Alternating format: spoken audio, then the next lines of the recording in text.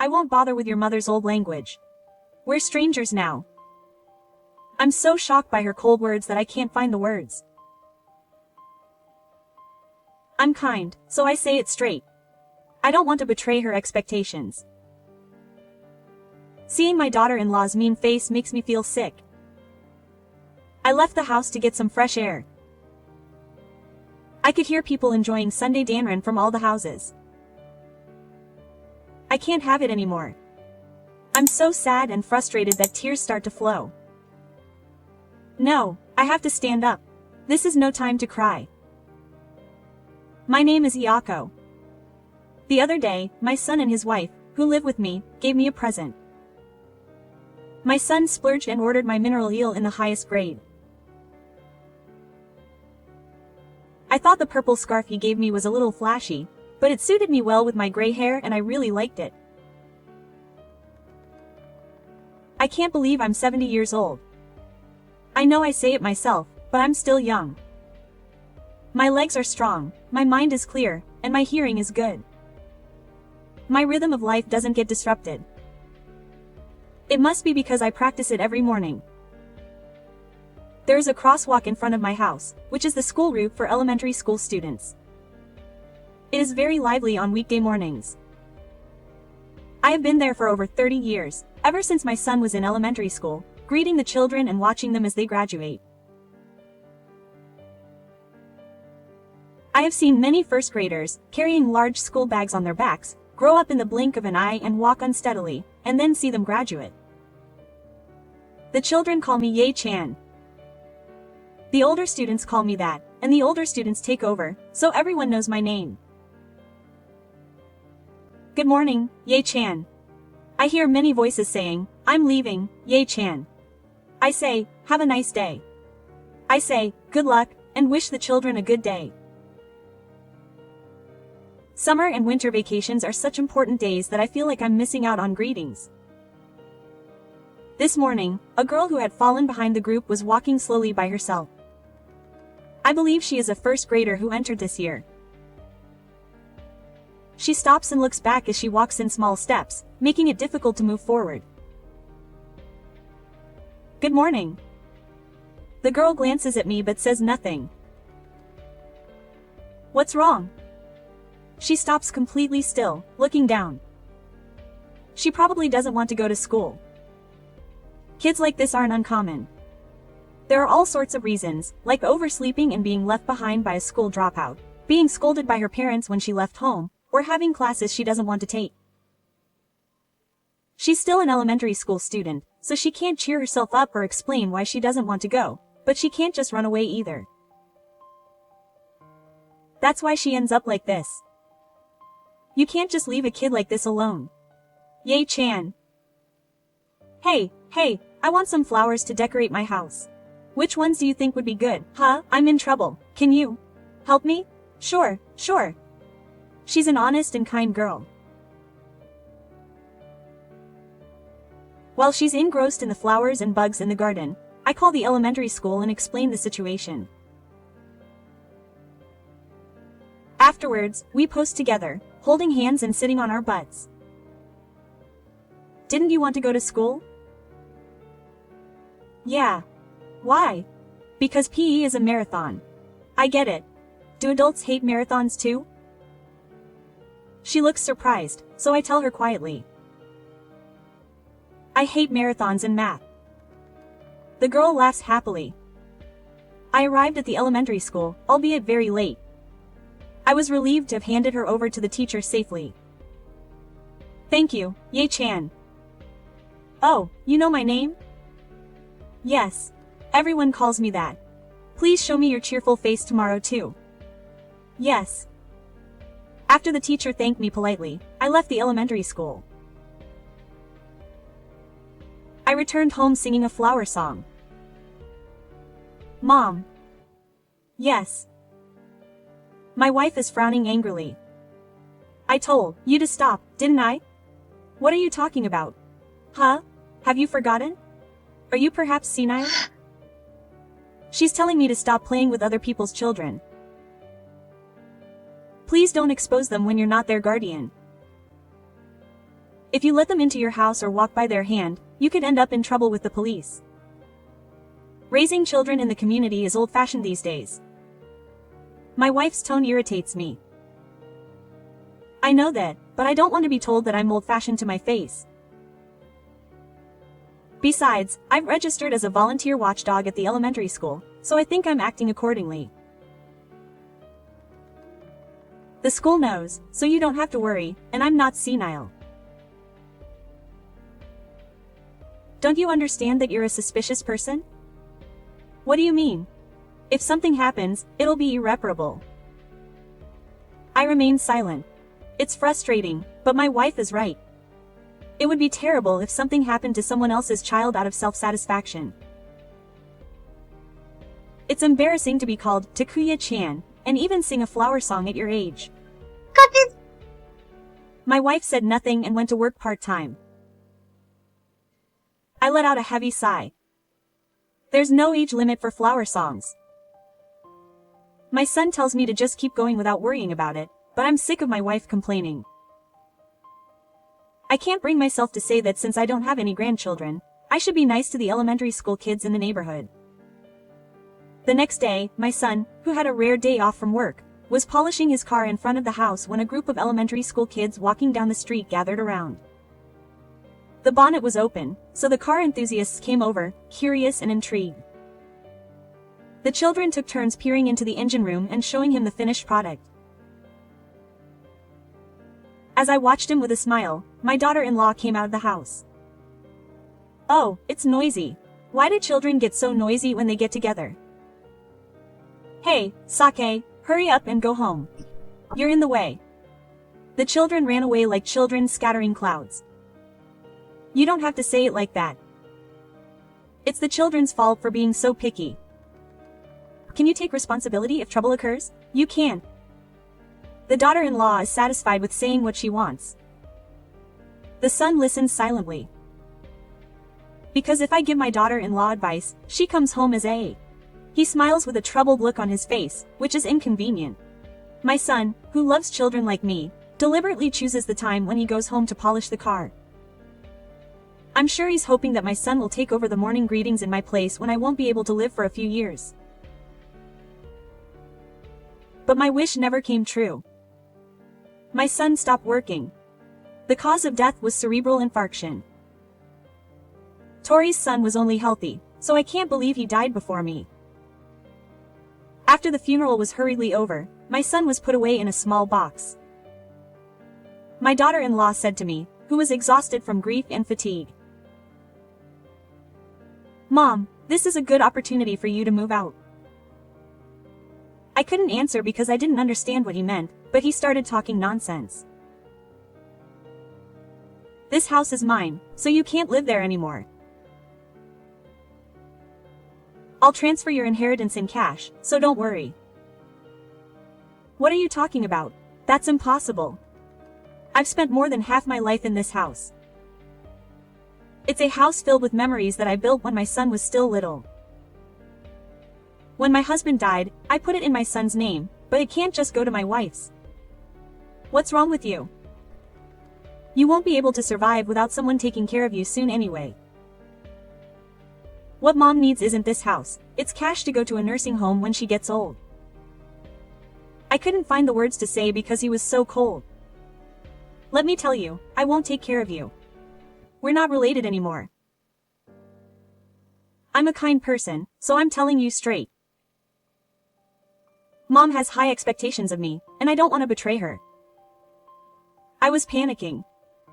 Maybe it was the shock of my son's death and the fatigue, but I had a headache. I wanted to say something back, but my head was in chaos and I couldn't choose my words. But I absolutely didn't want to just do whatever he said. If you understand, pack your things quickly and leave tomorrow. Just wait. Yes. I'm still healthy and I have no intention of going to a facility. It's absolutely unreasonable to suddenly leave the house. That's selfish. What do you want me to do? Who's being selfish?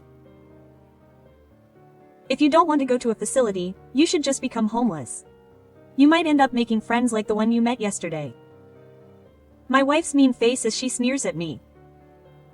Just looking at it makes my headache worse.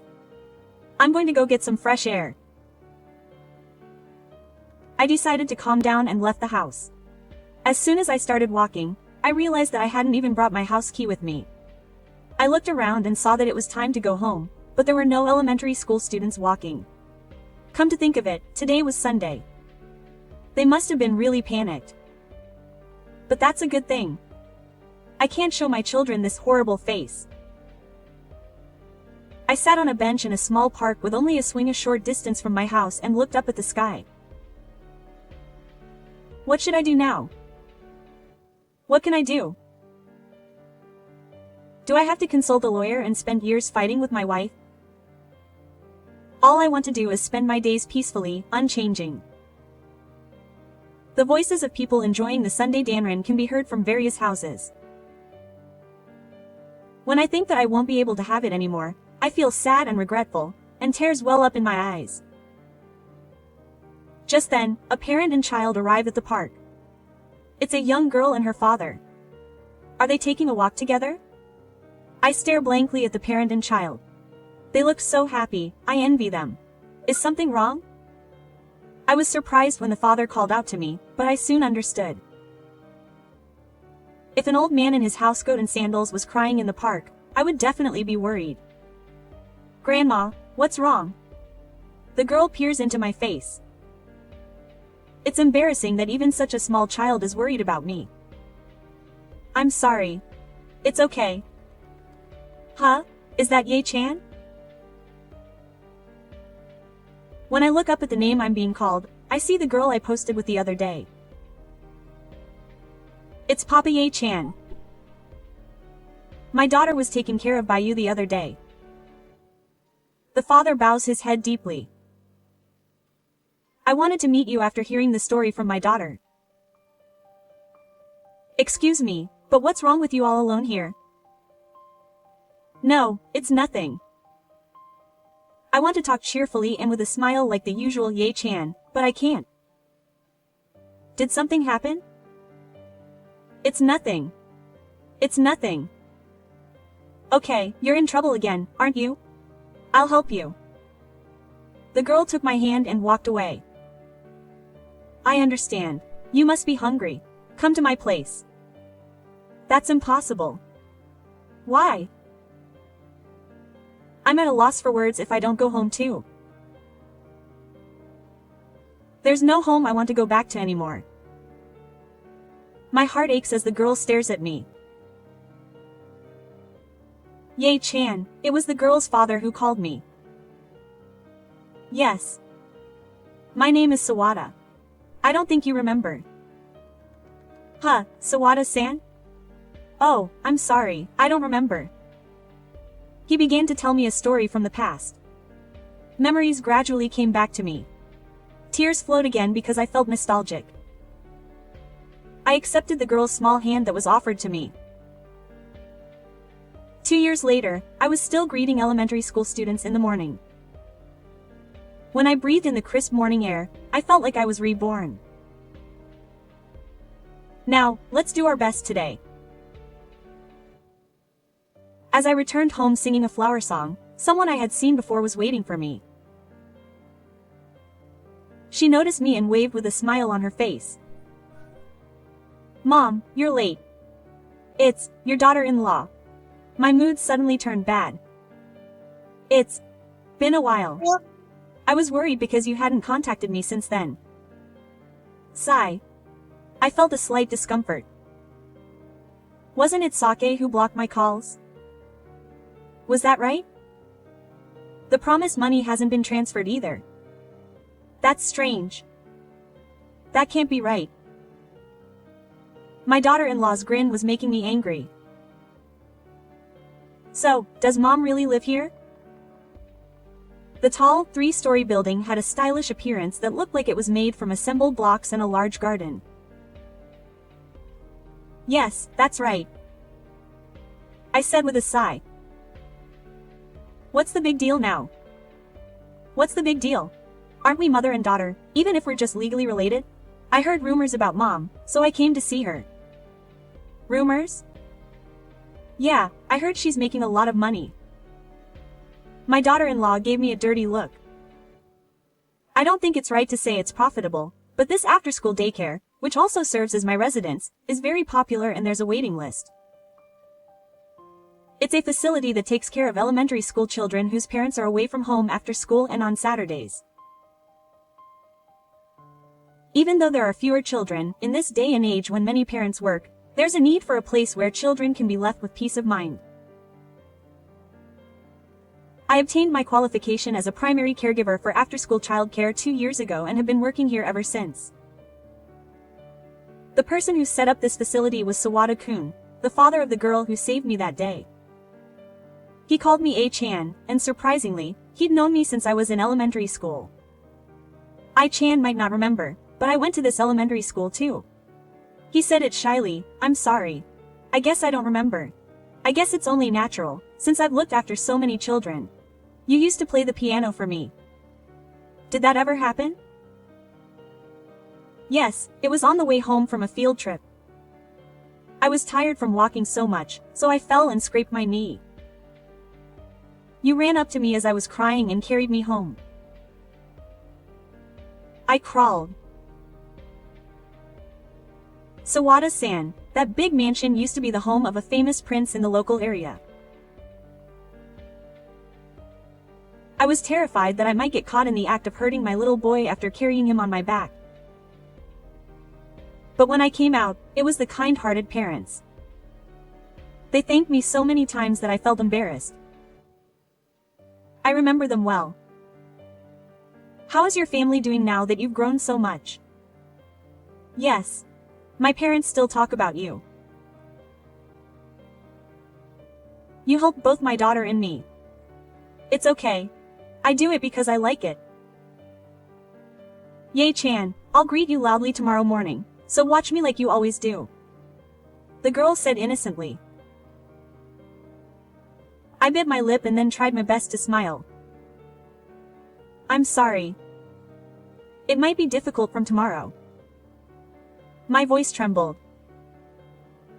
Ye-chan, what's wrong?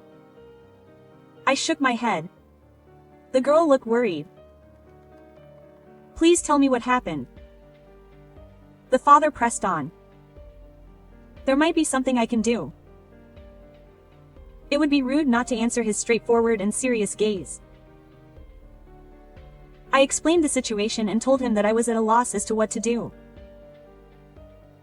Then he suggested that I work for his company. The company that runs several after-school care and developmental support facilities is always short-staffed, and they are building a new facility on campus, so I hesitated when they asked me to work as a live-in caretaker. They should hire someone young and physically fit, not an old lady like me. What are you talking about? Aren't you still healthy? But on top of that, you have a proven track record and the guarantee that you will look after the children diligently. Isn't that right? I was so happy to hear those words that tears welled up in my eyes again. Come to my house, Ye-chan. Thank you. Thank you. After staying at a parent-child home for a while, I moved to this facility as a caretaker. It's a large facility that also runs classes for Shuji and Soban on a daily basis. They built an extension room for me that was more than adequately equipped. I'm really grateful, but I feel bad and keep apologizing. But he said that and I'm grateful that he has someone he can trust working for him, so it's rude to apologize. He laughed and said that I couldn't let this act go to waste. I decided to do everything I could. My job is to manage the facility and watch over the children after school. I also organize a morning greeting campaign that also helps prevent crime in the area. My wife heard rumors about me somewhere and came here like this. So, what are Saki's requirements? It's obvious. I want to work here too. I want to quit my current part-time job. My boss is annoying, and the new employees are useless. If I just have to look after the kids here, it'll be easy. I'm shocked. What are you talking about when you hate kids? Of course it won't be easy. It's a job that an old woman like your mother could do. It'll be easy, right? How much do you get paid? I can take over your job when your mother is gone. Now you're trying to kick me out of here. I won't let you take over my place twice. I have nothing to talk about with you. Go away. Oh, you want to make me angry? You could even disrupt one operation.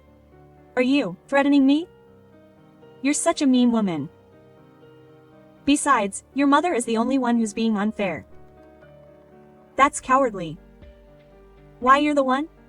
Then the facility director, Mr. Ta, appeared. Is something wrong? Who are you? It seemed like you were swearing. So what? As the director of the facility, I can't overlook this. No. Hurry up and go. The daughter-in-law changes her attitude. My mother-in-law is being taken care of here. No, she's a very talented person and we're grateful for her help. You don't have to refuse. Today's request is to talk to my mother-in-law. Don't worry. I have a responsibility as a contributor, so I'll take over this facility eventually.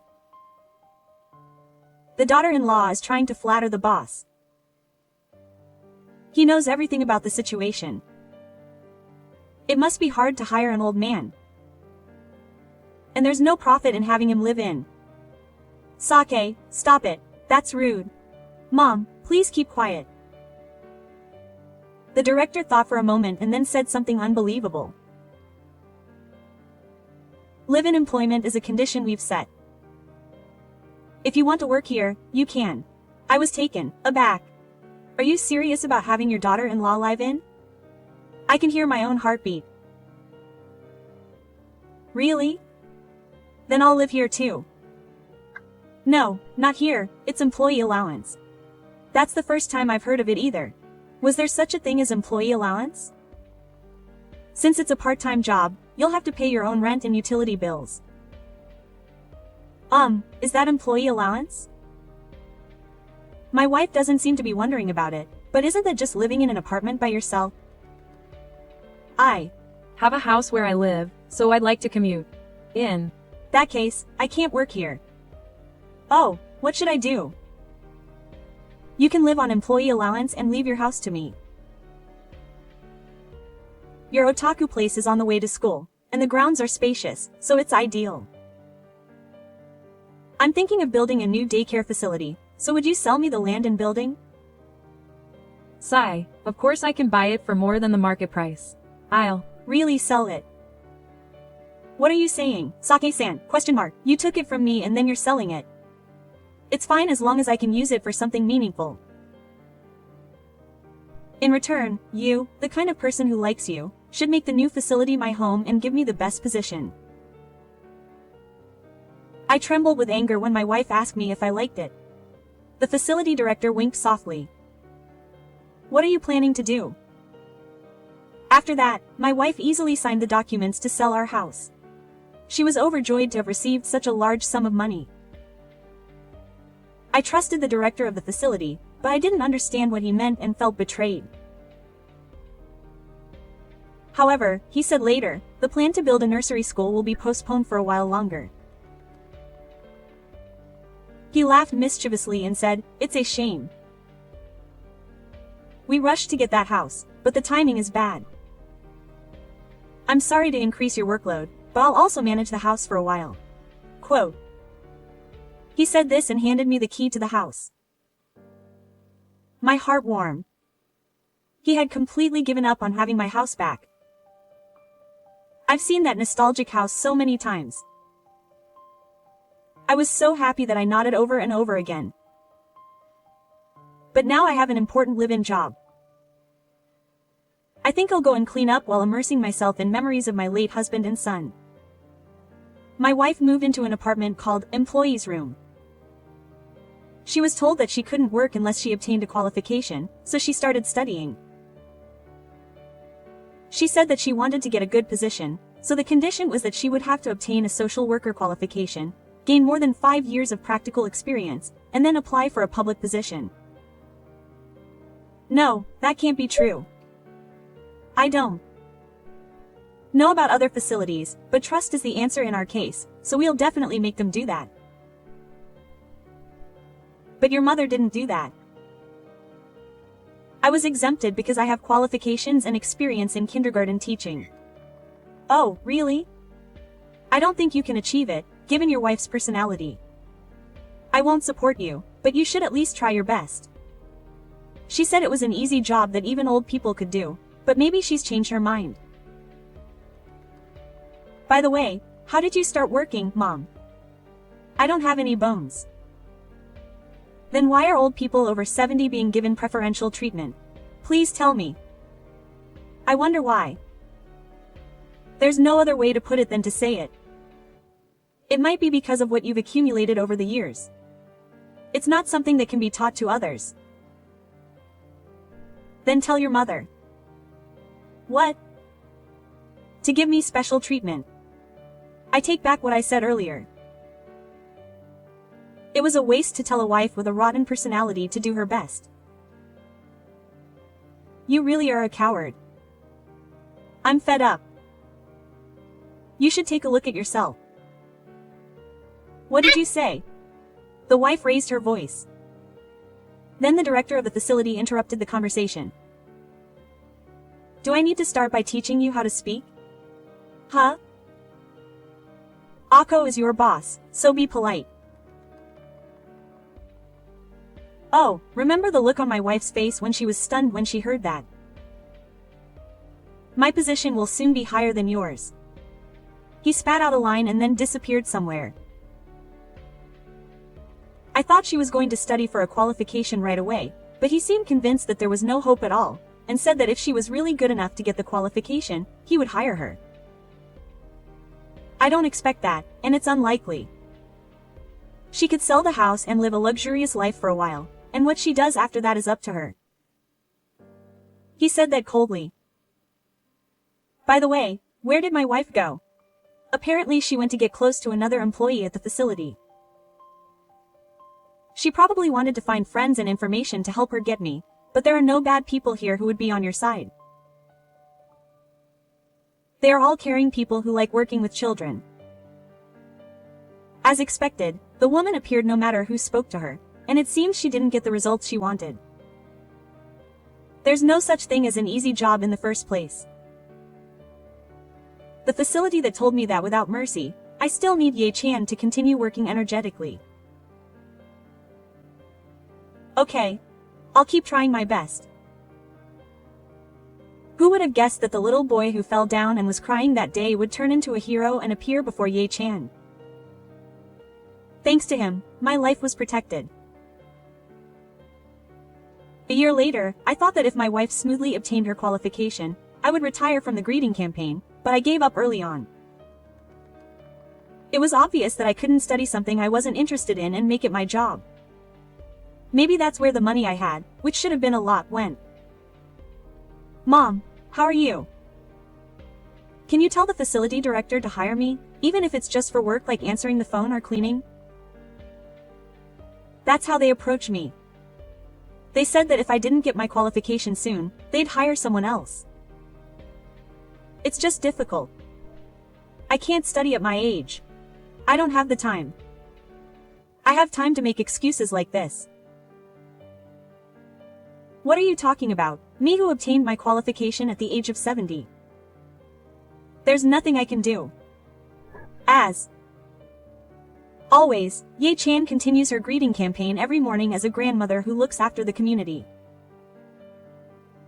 The children always tell me when they notice something on their way to school or when they have a problem.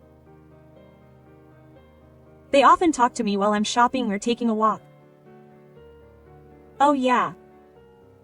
The daughter of the facility I helped post with was chosen as a relay player for the sports day for the first time in her 4th year. She asked me to come and cheer her on, so I think I'll go. I know everyone, so it's going to be a busy sports day cheering them on.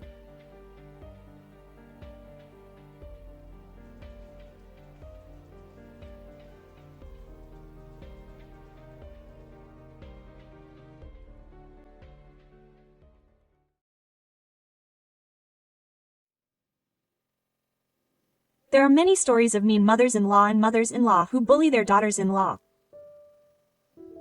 But there are also cases where it's the other way around. Please listen to the story of how our family was destroyed by such a strong daughter-in-law and then rebuilt. I'm Ayumi. I'm 25 years old.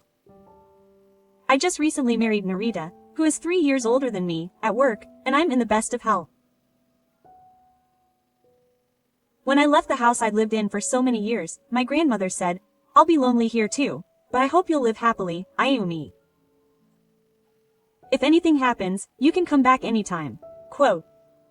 That's what she said as she sent me off. My parents divorced when I was in junior high school and my brother was in high school. We weren't at an age where we absolutely needed a mother, and my brother and I were both preparing for entrance exams, so for financial reasons, we children ended up living with my father. My grandmother, my father's mother, took care of his siblings, preparing meals and cleaning. The reason for the divorce was my father's infidelity. My grandmother often said, "I'm really sorry for what I did to your mother. My son is not a bad person, but he has always had a bad habit of women, or rather, he is weak-willed and has difficulty in turning down invitations." He was a kind and good father to my brothers and me, but the relationship between husband and wife and between men and women is a different matter.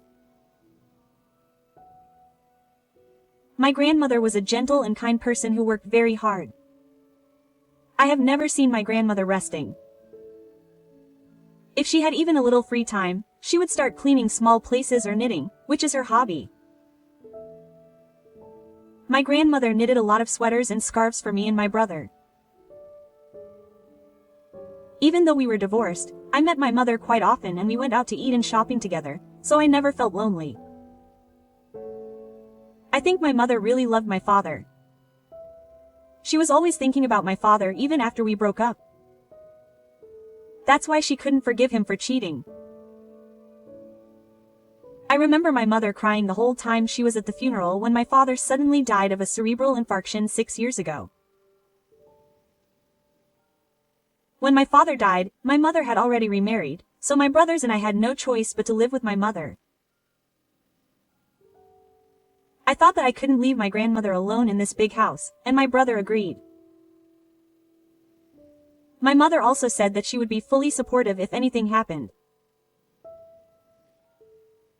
Then I got married and left home, and my grandmother and my brother ended up living alone in an old, oversized house. It's about a 15-minute drive from our new house, so I come over often. I want to eat my grandmother's cooking. I really thought that, and I was planning to do that, but a year after I got married and left home, my brother got married. That's where it all began. My 29-year-old brother got a woman 4 years older than him pregnant. When we first met, I was surprised by the words of Emmy, the woman who would become my sister-in-law. I decided to take responsibility and get her married because I had a child. I didn't actually want to get married. We're both adults of a certain age, so I think the responsibility lies on both sides. I thought to myself that if she didn't want to get married, she should have properly prevented pregnancy, but I didn't say it out loud. Frankly, I had a pretty bad impression of my brother's wife. She has a nice face, but I think her bad personality shows on her face. Even though she said she didn't want to get married, the wedding and the wedding ceremony were quite lavish. I think my brother must have been quite overwhelmed. He must have had some help from my grandmother. My brother is like my father, and if you look at it positively, he is kind, but if you look at it negatively, he is timid. I could tell that he was already being dominated by his older sister-in-law. The first time I visited my grandmother's house after my brother got married, my brother's wife said to me, "You've gotten married, haven't you? If so, you shouldn't come back often. Be careful." She was suddenly condescending. It was a long way to go, but I naturally stayed away from my grandmother's house. When my child was born, I rushed over to celebrate the birth, but I couldn't help but worry about how my grandmother looked at that time. She's much thinner than before. Are you okay, Grandma? Haven't you lost a little weight? Are you feeling unwell? When I asked her, my grandmother laughed and said that she was fine. At this age, if you're heavy, it will hurt your knees, so it's good to lose a little weight. She says she's not feeling bad, but my grandmother will be 77 next month. As a grandma's child, I can't help but worry. Grandma's next month, isn't she? We have to celebrate. It's fine if I say that. I'm always hesitant because my son has just been born and I don't have time for that.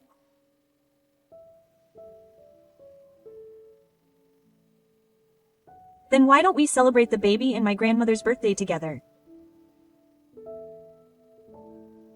I thought it was a bit vague, but I really don't care about me. My grandmother stubbornly declined, saying that if you're going to celebrate, just keep it to the baby. I tried talking to my brother and his wife directly, but my brother's wife circled me around. It's not an act to celebrate an old man who has a short time left and a newborn baby together. Besides, she said she doesn't need to do it, right? There's no need to force anything. Hey, what's up with that guy? He's taking advantage of my grandmother's kindness and saying whatever he wants. He's going out of his way to say things like he has a short time left. I was so angry that I lost my temper to my husband. Well, it's no wonder that conflicts arise, but if my grandmother asks for help, why don't you help her? I'll help you then. I appreciate my husband saying that, but I have never seen my grandmother complain. That's why I'm worried. The following year, I also became pregnant. When I went to report to my grandmother after going into the stabilizing unit, my brother's wife told me, "Childbirth is really hard. It's very painful and difficult. Are you okay, Ayumi?" She was just talking down to me about something that any woman would know. I was really annoyed. I was also worried about my brother's child, who will soon be 2 years old, being close to his grandmother. Even when my brother's wife called him, he hid behind my grandmother and wouldn't go near his mother. He's so cute. He's completely tame. What a displeased Yoshishi to say. I know because I heard it from my brother. My brother's wife took 2 months off after giving birth and returned to full-time work. Apparently, she left most of the housework and childcare to my grandmother during those 2 months of her 3rd grade period. My brother told her many times not to push the care of the child onto my grandmother, not to mention the housework, but she didn't listen. Isn't it because the child doesn't come near her that she leaves the child rearing to her grandmother? Of course, it's natural for children to become attached to someone who is always with them and takes care of them. When I said that, she said, "Well, I never wanted children, and I never wanted to get married. I have no intention of quitting my job, and I'm needed at work." You may not understand, but my brother's wife really does say things that irritate me. I'm sure she's cursed by a witch. If she accidentally says something kind, her face will double in size due to the curse. But you can't understand it unless you think about it. On my way home, I was called out to by the aunt in the house opposite. I've known the aunt since I was a child, and she's a bit of a gossiper, but she's a caring and kind person. The aunties were having a chat and asked my brother's wife on her way home from work, "Are you still working even though your child has just been born? How are you doing?" quote. And she said that her grandmother took her daughter and she was sent to work. Of course, I denied it, and the aunt had known my grandmother longer than I had, so she didn't believe what Yoshishi said. She probably called out to me because she was worried because she didn't believe me. If I leave my brother's wife alone, I don't know what kind of lies she'll tell the neighbors. my grandmother, who had been thinking that she should have a serious talk with my brother about his wife, collapsed. She collapsed while weeding the garden and was taken away by ambulance. It was a sunny day during the rainy season in June. It was the aunt across the street who called the ambulance. She couldn't get in touch with my brother's wife and my brother was in a meeting, so she contacted me. Fortunately, it was a mild case of heat stroke. My grandmother had regained consciousness by the time I rushed over. When I called out to her, "Are you okay, Grandma?" She said she was more worried about her free time than about herself. Ah. Ayumi-chan, that girl should be taking a nap in the room that can be seen from the garden. It would be a shame if she woke up alone. Apparently, my grandmother was weeding while making sure that Hiko was taking a nap. You can let your brother take care of the cold. Don't push yourself too hard. Just go to my house and check on her. If she wakes up and starts crying, let her hold the stuffed rabbit.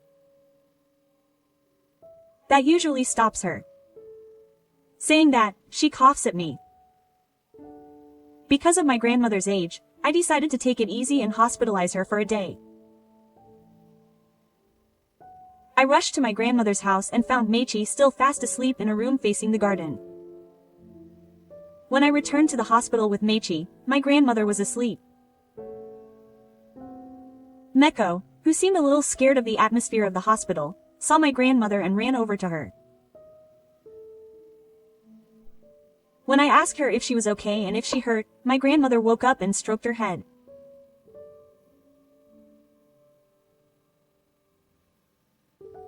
Oh, good.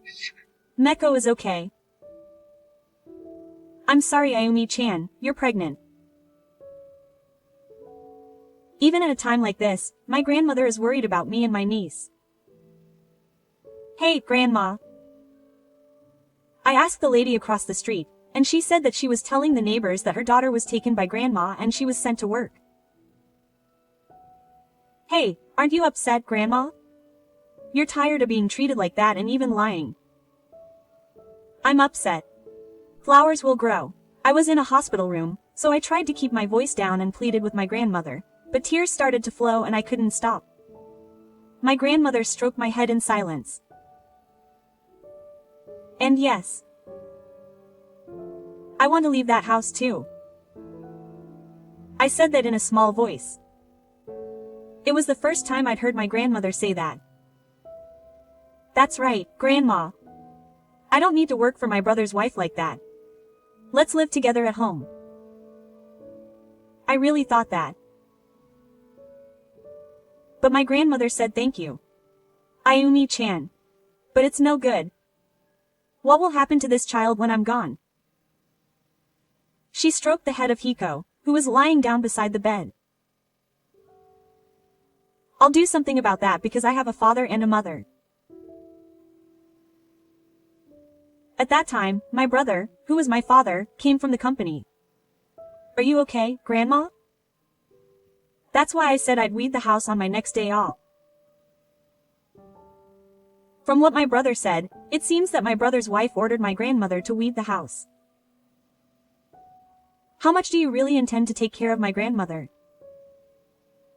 Hey brother, do something about that person. If this continues, my grandmother's body will get stuck. Why did you marry such a person in the first place? I know there's no point in saying it, but I couldn't help it. According to my brother, he didn't think she was such a selfish person when they were dating.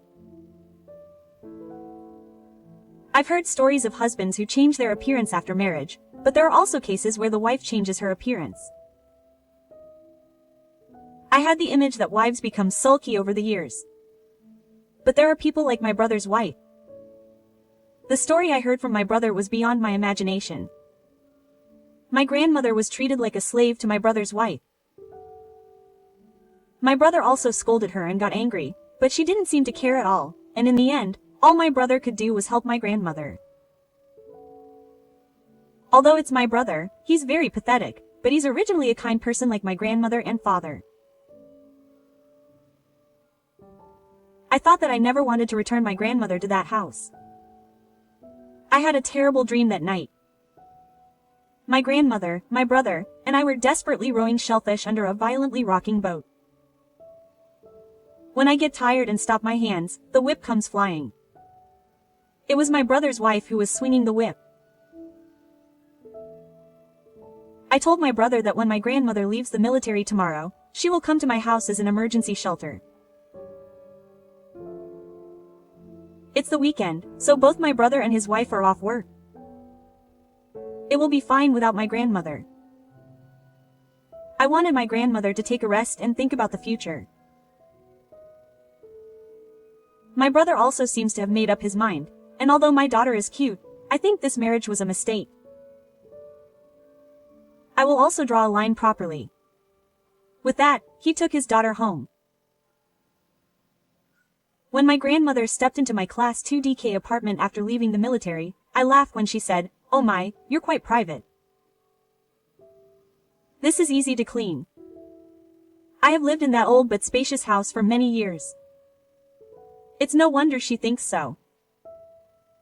In fact, when I left that house and started living here, I was surprised at how small it was. Because of that, my husband teased me for being a rich girl for a while. No matter how much I was on vacation, my grandmother worked hard, cleaning the bathroom and cooking for us. While I was making tea after dinner, my brother called me. My daughter was being stubborn and wouldn't take a bath. She said that she wouldn't take a bath unless P-chan was with her because her grandma always takes a bath. She said that she didn't want to cry about something like that. "How is your mother doing?" When I asked, I was surprised to hear that she had gone on an overnight trip with a friend this morning. My grandmother, who had guessed from the conversation, told me that P-chan was a toy that was kept on the shelf in the bathroom. She went on a trip even though her grandmother had collapsed. Even though she had made a reservation in advance, she left her young daughter behind on the trip. I realized that my brother's wife is completely unreliable when it comes to childcare. "Brother, I'm going there tomorrow. I can't take it anymore.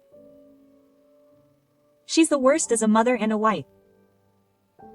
Brother, please be strong." When I said that, my brother seemed to have made up his mind. "I understand. I think she'll probably be back by 7 p.m. I said that and hung up the phone. "That's good. I'm sure P-chan will be relieved." I called my mother. I had reported the situation with my brother's wife several times, but it seems my mother never expected it to be this bad. "Your brother is just like your father. He can't be forceful with women." My mother sighed and said that if that's the case, she would be more than happy to help me. The next day, when my brother's wife returned from her trip, my husband, my children, myself, and my grandmother were waiting for her. In addition to that, my husband, my siblings, mother, and my mother's best friend, a total of 6 people, were waiting for her. My grandmother put Mako to bed. "What's this? There's so many of them. Why are there people I don't know? Who are you?" My brother's wife said to my mother and her first husband. "My brother and my mother. The person next door is her remarried husband." When I said that, she said, "Oh, that's the one who left this house and left his children behind. Why are you here now for some reason?" I think that with this one word, my brother's wife completely turned my mother against me. I called her. My mother's husband is a lawyer.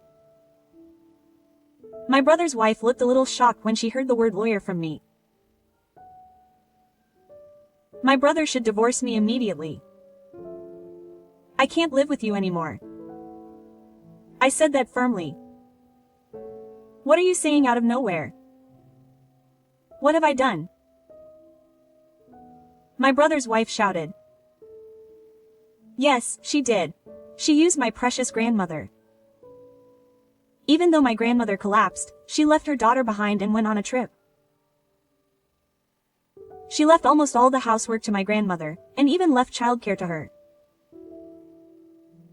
I worked and calmly turned to my brother's wife like an overwriter.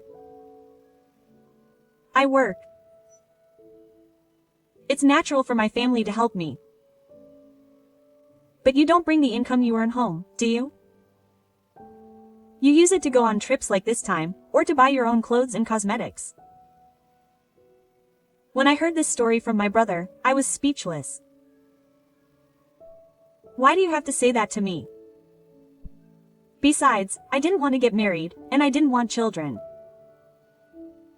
But your brother got me pregnant, so I had no choice but to get married and have a child. It was as if he was saying that he was the victim and had nothing to do with it. Then my brother spoke up. I don't want to talk like this in front of everyone, but you said that today is a safe day, so it's okay. I don't really want to hear such raw stories from my brother, but it seems that the pregnancy was planned by my brother's wife. And she said it on the phone with her friend. At this age, people around me are so noisy, so I thought it would be nice to get married and have a child. It's a long house with a single rock, but I didn't have a wife, and it's quite a paid property, my brother, who is usually a teacher, said that all at once.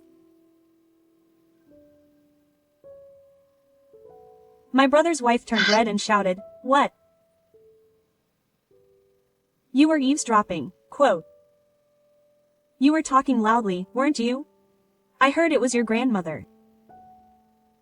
You don't care about me or your grandmother, you only think about yourself, so you don't care who is listening." Even though my brother said that, my brother's wife doesn't seem to want to back down. There's no evidence of that. Even if you unilaterally say you want a divorce, it's obviously impossible. Besides, I'm a mother, so I can't separate my child from me. I think she has a lot of guts to act like a mother after leaving the child rearing to her grandmother for so long. I have evidence, I said and took out my smartphone. It contains videos of my brother's wife's daily remarks and how she treats my grandmother like a slave, which my brother had forwarded to me. I'm sure my innocent brother was shaking with anger inside. When I started thinking about divorce, I thought it would be some kind of evidence, so I recorded and filmed it. With all this evidence, you will never have a serious sword. If you don't agree to the divorce, there is the option of divorce court, but you have no chance of winning. Don't forget that we also have a lawyer. When I said that and looked at my mother's husband, he silently nodded deeply. So my brother immediately spread out the completed divorce papers on the table. In the video, my brother's wife was lying on the sofa watching TV, and my grandmother was changing Hiko's clothes and taking care of her. "What's that? What's that? Don't mess around." While muttering this with a red face, my brother's wife filled out the divorce papers roughly as if she was punching him, pressed the button, and went to the actual house to gather her belongings. She said, "I'll come to pick up my belongings later, so don't dispose of them on your own," and left Steslov behind. After my brother's wife left, the room was quiet as if the storm had passed. "Thank you for your hard work, everyone. I'll make some tea now." With my grandmother's words, everyone came back to their senses. "Grandma, I'll do it. Just sit down." I said that and went to the kitchen to boil water. It's been a while since I've been to this kitchen. My mother said that and helped me serve the snacks. "Mom, thank you for bringing your husband." Just having the lawyer there was very reassuring. When I said that, she said, "Yes, I'm glad I brought him."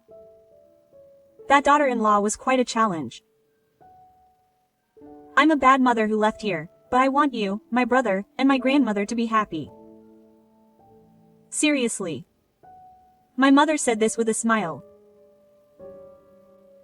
When we all took a break, drinking tea and munching on sweets, my grandmother made an important announcement. I'm thinking of rebuilding this house. If I do that, I wonder if Ayumi and her friends will live here too. When I left home to get married, my grandmother told me I could come back anytime, and I didn't think it was just an act, but it ended up happening in a different way. It's a happy way. About a year later, a splendid fake house was completed. It's a bit of a quirky fake, but the first floor is completely barrier-free and is a living space for my grandmother, my brother, and me. The second floor is a living space for my wife and I and our newborn child. By the way, the baby was a boy. In addition to the main kitchen, there is a mini kitchen on the second floor, so simple cooking can be done there. There is also an open sunroom, so there is no problem with letting the children play. There is enough room even if we have more children in the future, and even if my brother remarries, we will be able to live comfortably. As an aside, my son came out of nowhere.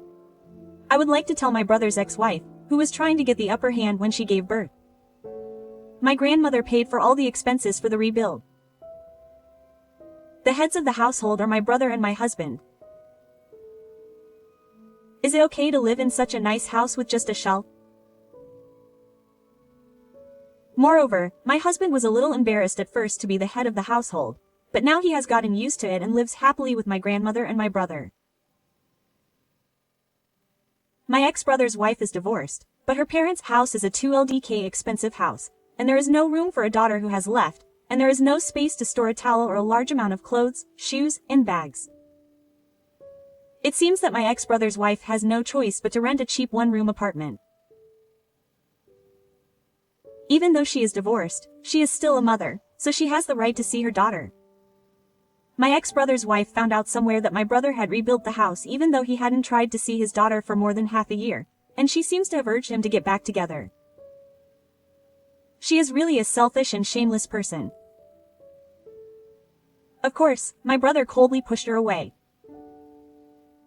Even so, I didn't know that my grandmother was so rich.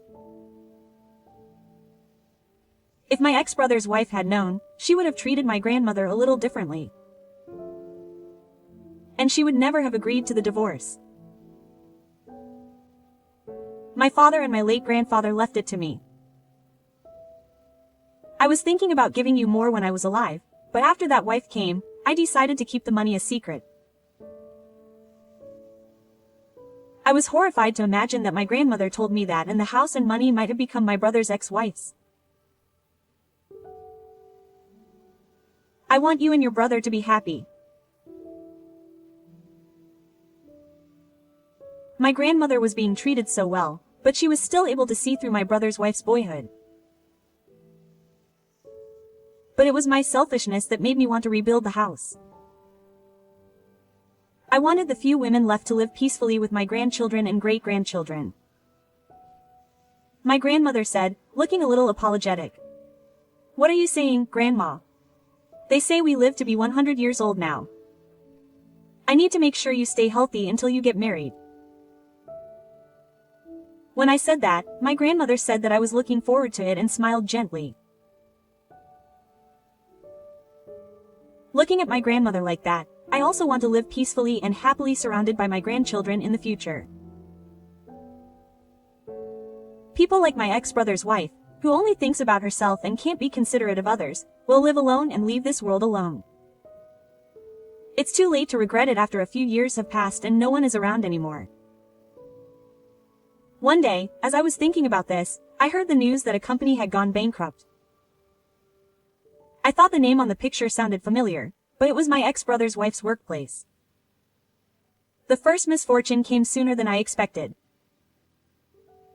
I don't know if my ex-brother's wife will actually lose her food, but I'm sure a life like a rolling stone awaits her from now on. It seems that my brother has been dating a woman recently. Brother, don't make the same apology twice. I know I'll tell you that. My brother retorts that a strong-willed woman can walk alone, and everyone laughs. My son also looks at me and laughs without understanding what I mean. If adults smile, children will smile too.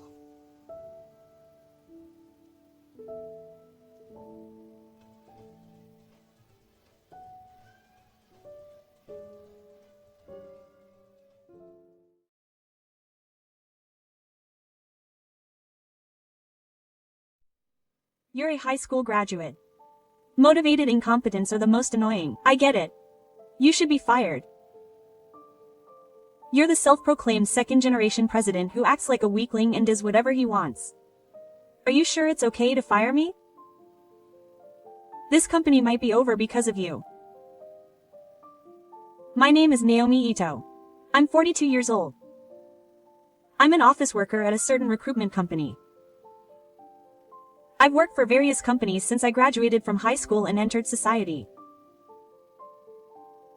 At the companies I've worked for so far, I was given menial tasks and not given important work because I was a woman. I've also had to work unpaid overtime and couldn't even live a normal life. But since coming to this company, I've been able to do the work I want to do. They evaluate men and women equally in a good way, and they give me important work based on my ability. I used to be a high school graduate who moved from job to job like a weed, but now I want to settle down and work at this company. And it's all because of the policy of the company's president, Mr. Arakawa. Mr. Arakawa's policy of evaluating people based on their qualifications and political parties, regardless of gender or age, increases their motivation to work. Almost everyone at this company is a university graduate. Despite this, President Arakawa hired me, a high school graduate, and took care of me in many ways. Feeling indebted to him, I worked twice as hard for the company and my own growth. No, 5 times as hard.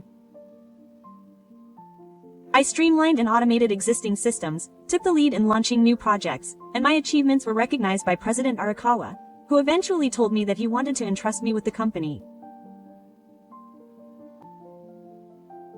Now, I am learning how to work as a manager alongside the president. I was a little hesitant to be a manager myself, but I am happy that the president recognized me. I gave up on my job. I really enjoyed my current job and valued it very much. However, something happened that shattered those feelings. It all started when the president's daughter, Reko Arakawa, showed up. I had met Reko several times on car trips and car camping trips. I had never spoken to her, but she seemed like a modern girl. The first time Reko showed up at the company was when President Arakawa was hospitalized due to poor health. I was entrusted with the job as acting president while the president was away. To be honest, I was a little worried, but I made it a rule that I would support the company while President Arakawa was away. And just as I was about to send an in-car email to let everyone know that I had become acting president, an email arrived. While Papa was away, I became acting president of this company. Everyone, please work hard. An email like that had been sent to all employees' email addresses. I checked it in the president's office. While I was still trying to comprehend the situation with the acting president, the door to the president's office opened without a knock. W, what are you? Why are you just showing up in the president's office without permission? A woman entered the president's office, her heels clicking. She was wearing a loose fit, even her eyelashes. She was also wearing a revealing outfit that showed off her chest. That was the woman who had sent the email. Almost overwhelmed by the atmosphere, I told her that I had applied to be acting president. Then she made a displeased face.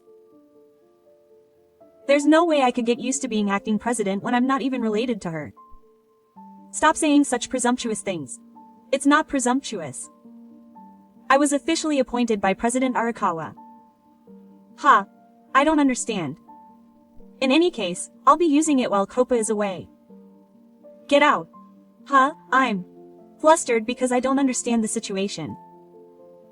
Wait a minute. President Arakawa officially told you that? Of course. I'm the president's daughter. That's why I'm the acting president. I was even more impressed by her proud attitude. I wondered what President Arakawa was thinking, but there was no way to contact him since he was in the hospital due to poor health.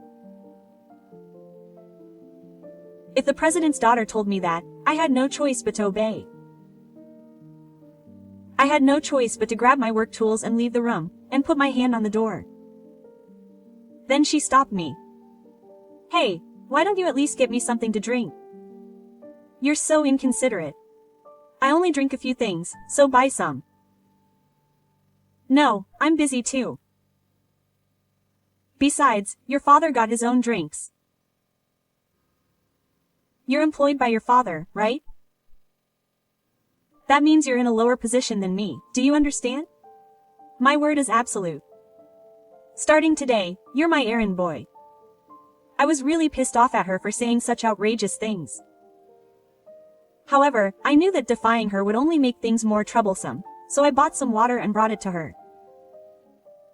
But what's this? Didn't I say I wouldn't drink anything else? She threw away the plastic bottle, saying I couldn't drink this. Just get out of here. I was irritated by her words, but I decided to leave the room. Before leaving the room, I casually looked back to see what kind of work she was planning to do. Instead of doing any work, she started touching up her makeup and doing her nails. She then spread out magazines, smartphone chargers, and other things on her desk, and in an instant, the large desk in the president's office was overflowing with things. Then, she practically started chatting on the phone with someone. I sighed and started working at my usual desk. Around noon, I remembered that I had left some necessary documents behind, so I headed to the president's office. I knocked several times, but there was no answer. I'm coming in. Excuse me. I had no choice but to call out as I opened the door, and to my surprise, she was sleeping soundly on the sofa for guests.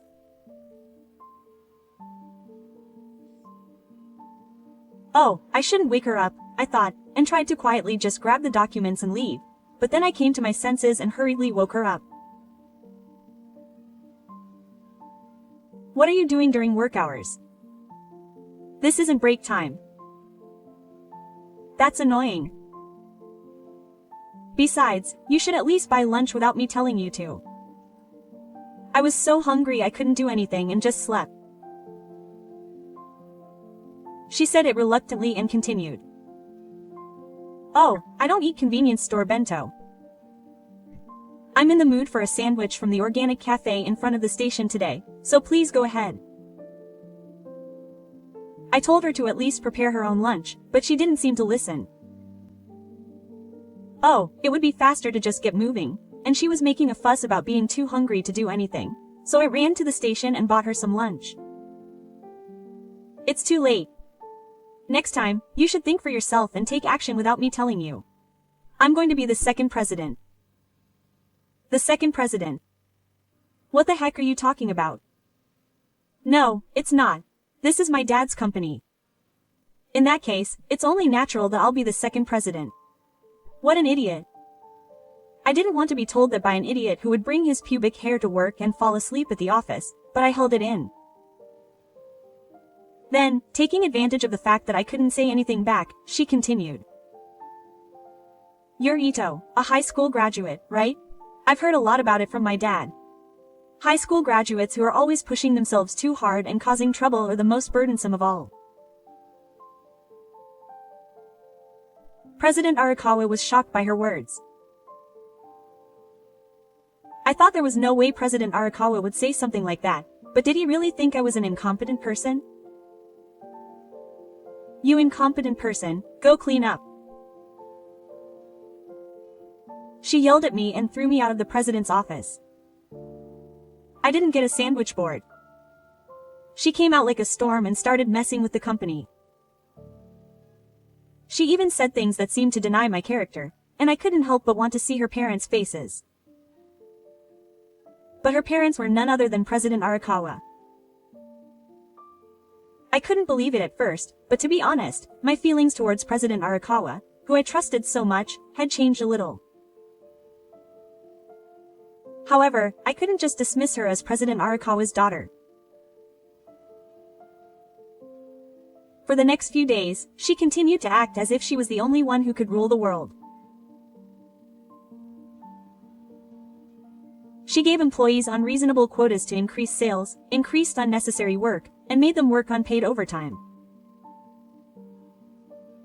In any case, she was of course slouching in her chair in the president's office, tinkering with papers or nails, or taking a nap. Furthermore, to any employee who tried to criticize her, she would threaten them by saying, "Do you know who my father is? If I say one word, I can fire you in an instant." Quote. Once she said she would fire them, no one could say anything. She became even more arrogant. Why would President Arakawa's daughter apply like that? This is impossible. I can't keep up with this discipline anymore. Quote. The employees lamented. There was no way her voice would reach her. The company's productivity continued to decline, and its performance continued to deteriorate. Even so, her attitude did not improve at all, and all the employees wanted President Arakawa, who blamed the company's poor performance on the incompetent employees, to return as soon as possible. One day, after a series of such incidents, I was summoned by her.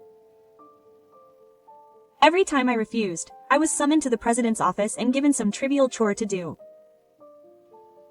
I wondered what kind of trivial request she would make this time, so I headed to the president's office. As soon as I entered the office, she banged on the desk. "You're the one who's been giving orders to employees in a bossy manner when I'm not around." "What do you mean?" She slumped back in her chair in the president's office and looked down on me. Well, she was right. With President Arakawa out of office, the employees were being paid to do whatever she wanted as acting president. I worked with the employees to somehow get through it and keep the business going as usual. As the boss, I was certainly giving instructions to all the employees and getting them to act. It wasn't really an order, it was more like a directive. What a bossy woman. You're trying to take over this company, aren't you? When I retorted, she banged on the desk even harder and shouted. I didn't mean to. I was learning about management directly from President Arakawa. Ha! Don't talk nonsense. I'm the president's wife. It's decided by law that if Papa gets married, I'll automatically become the president from the day it happens. You're just an observer, so you don't know anything. She continues to say things that don't make sense. You're planning to take over this company and monopolize the profits for yourself. You're incompetent, but you're doing some pretty bold things. You're a burden to this company. I'll fire you right now. I agree with your dismissal, but I also have a position.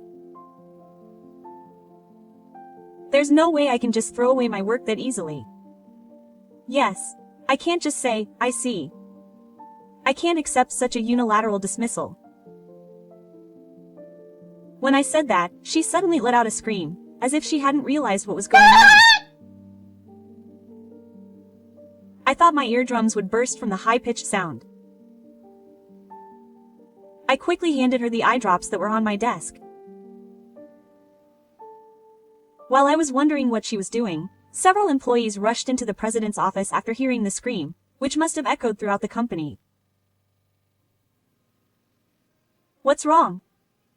When the employees who rushed to the scene opened the door, she clung to a male employee as if on purpose. Help me, Ms. Ito. She suddenly resorted to violence because she didn't like me. I was stunned to see her acting like an actress, her eyes watering and her body trembling like a baby. The employees who rushed to the scene exchanged glances, and I left the room to leave her for the time being. From inside, I could hear her crying and the voices of the male employees comforting her. The next day, I went to the president's office to question her about her intentions. As usual, she had spread out her personal belongings unrelated to work on her desk, reclined her chair, and was rolling the face slimming roller on it. What on earth are you thinking? You lied about me being violent, and your tears were just fake tears from eye drops, weren't they? Then she deliberately sighed and glared at me. I told you yesterday, didn't I? An incompetent high school graduate is fired. Please stop. I can't accept being fired just because of your whim. Kia, I'm scared. I think I'll yell at her again. She said this with a grin. I felt strangely calm, beyond anger, at the sight of her similar face as she continued to roll the face slimming roller. Yes. I told you to fire me, so there's no place for you here.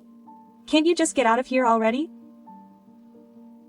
I didn't care about anything anymore, so I decided to leave the company as she said. There's no way someone like her could work at a company like this. It was a company that I had been indebted to for a long time and had grown attached to, but I didn't feel the slightest bit of regret in my heart anymore. I was a little worried about what would happen to the company from now on, but it didn't matter to me anymore. She would learn firsthand what would happen if I quit. This company is finished. I packed my things and quit the company that day. The people around me were staring at me, as if they wanted to say something. I said one thing to them and left the place. Then I called a certain place. A few days later, President Arakawa contacted me on my cell phone. I was already working at a new company, so I answered the phone, wondering why he was calling now. Why did you quit the company? President Arakawa seemed very flustered.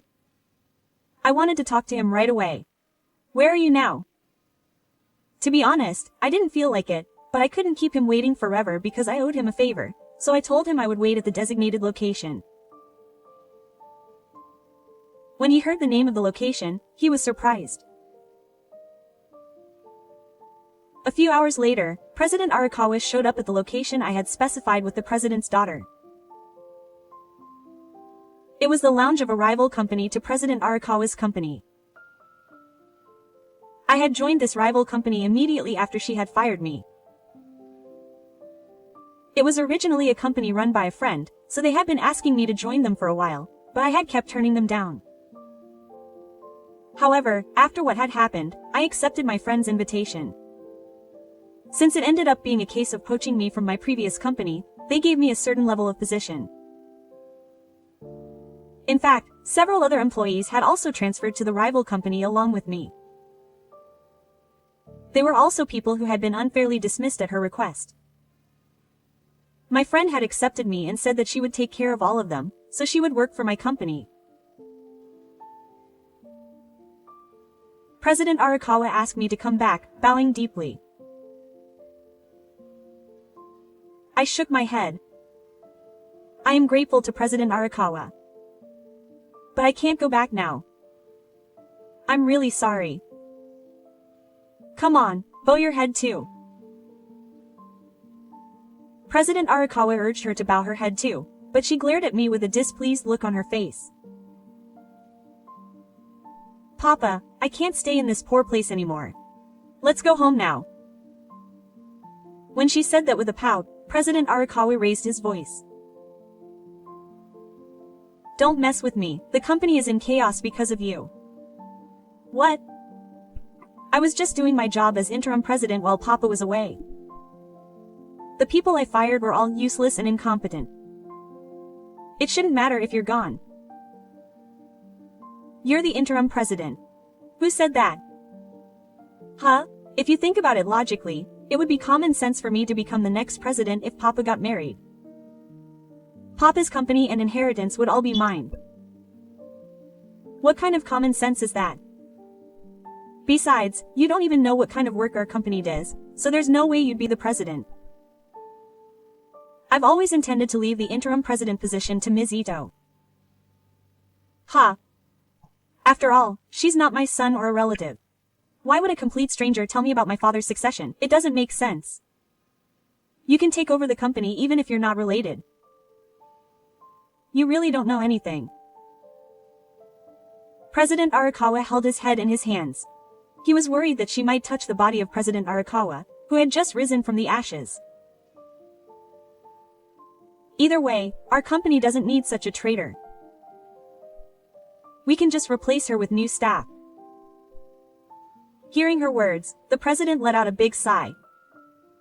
That guy really doesn't understand anything. He probably hasn't even checked the company's sales. Almost half of the company's profits came from Ms. Ito's sales. It's not that easy to find a replacement for her. Is this incompetence in thinking that's causing half of the company's sales? She exclaimed. As President Arakawa said, while I was working diligently, I came to generate half of the company's profits. But I don't think it's all my own power. I think it's all thanks to my colleagues, juniors, and President Arakawa who support me. I didn't know. I had no idea about that. It's irresponsible to just quit the company like that.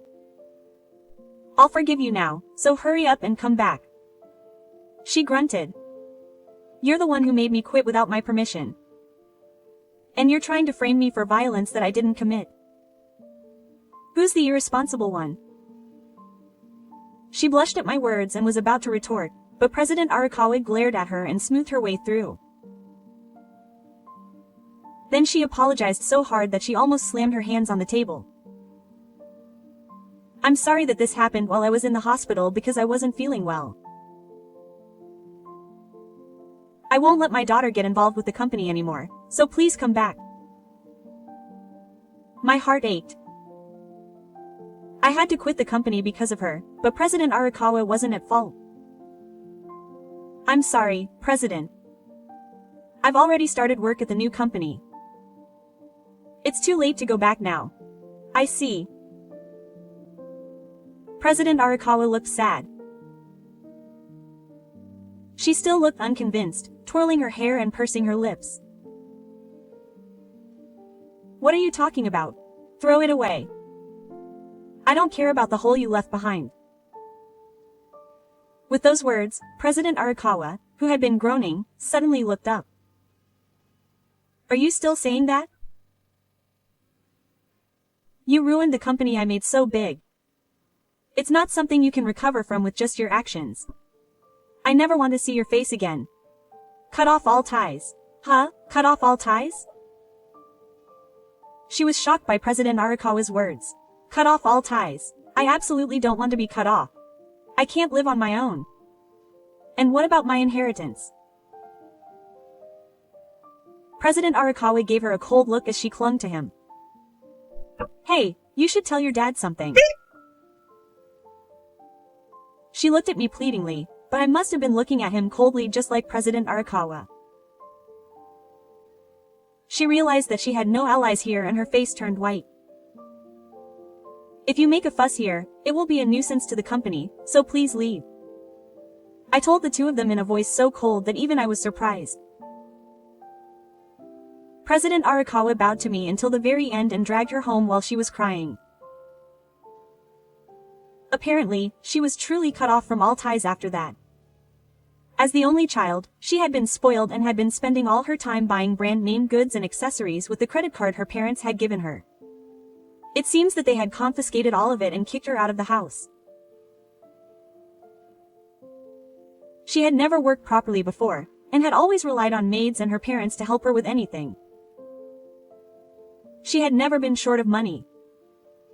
It must be very difficult for her, who has become accustomed to luxury, to start her own business from scratch.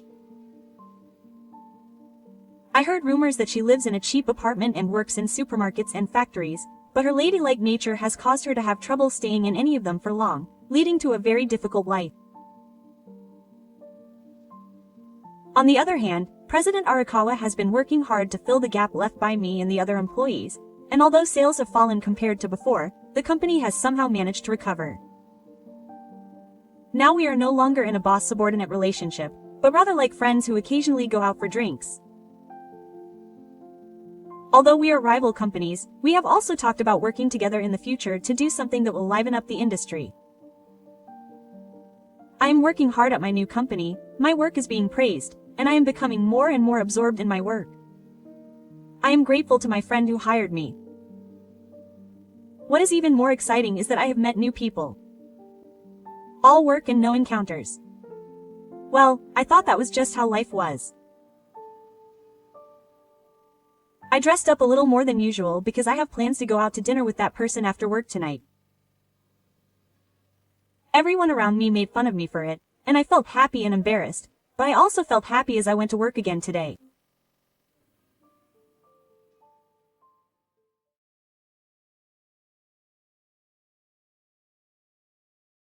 人生とは不思議なもので、どんなところに幸運が転がっているかわからない。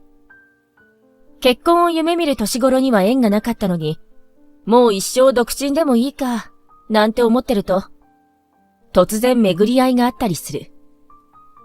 偶然か必然か、なんて難しいことは考えていないけど、まあ私にとっては運命だったってことだろう。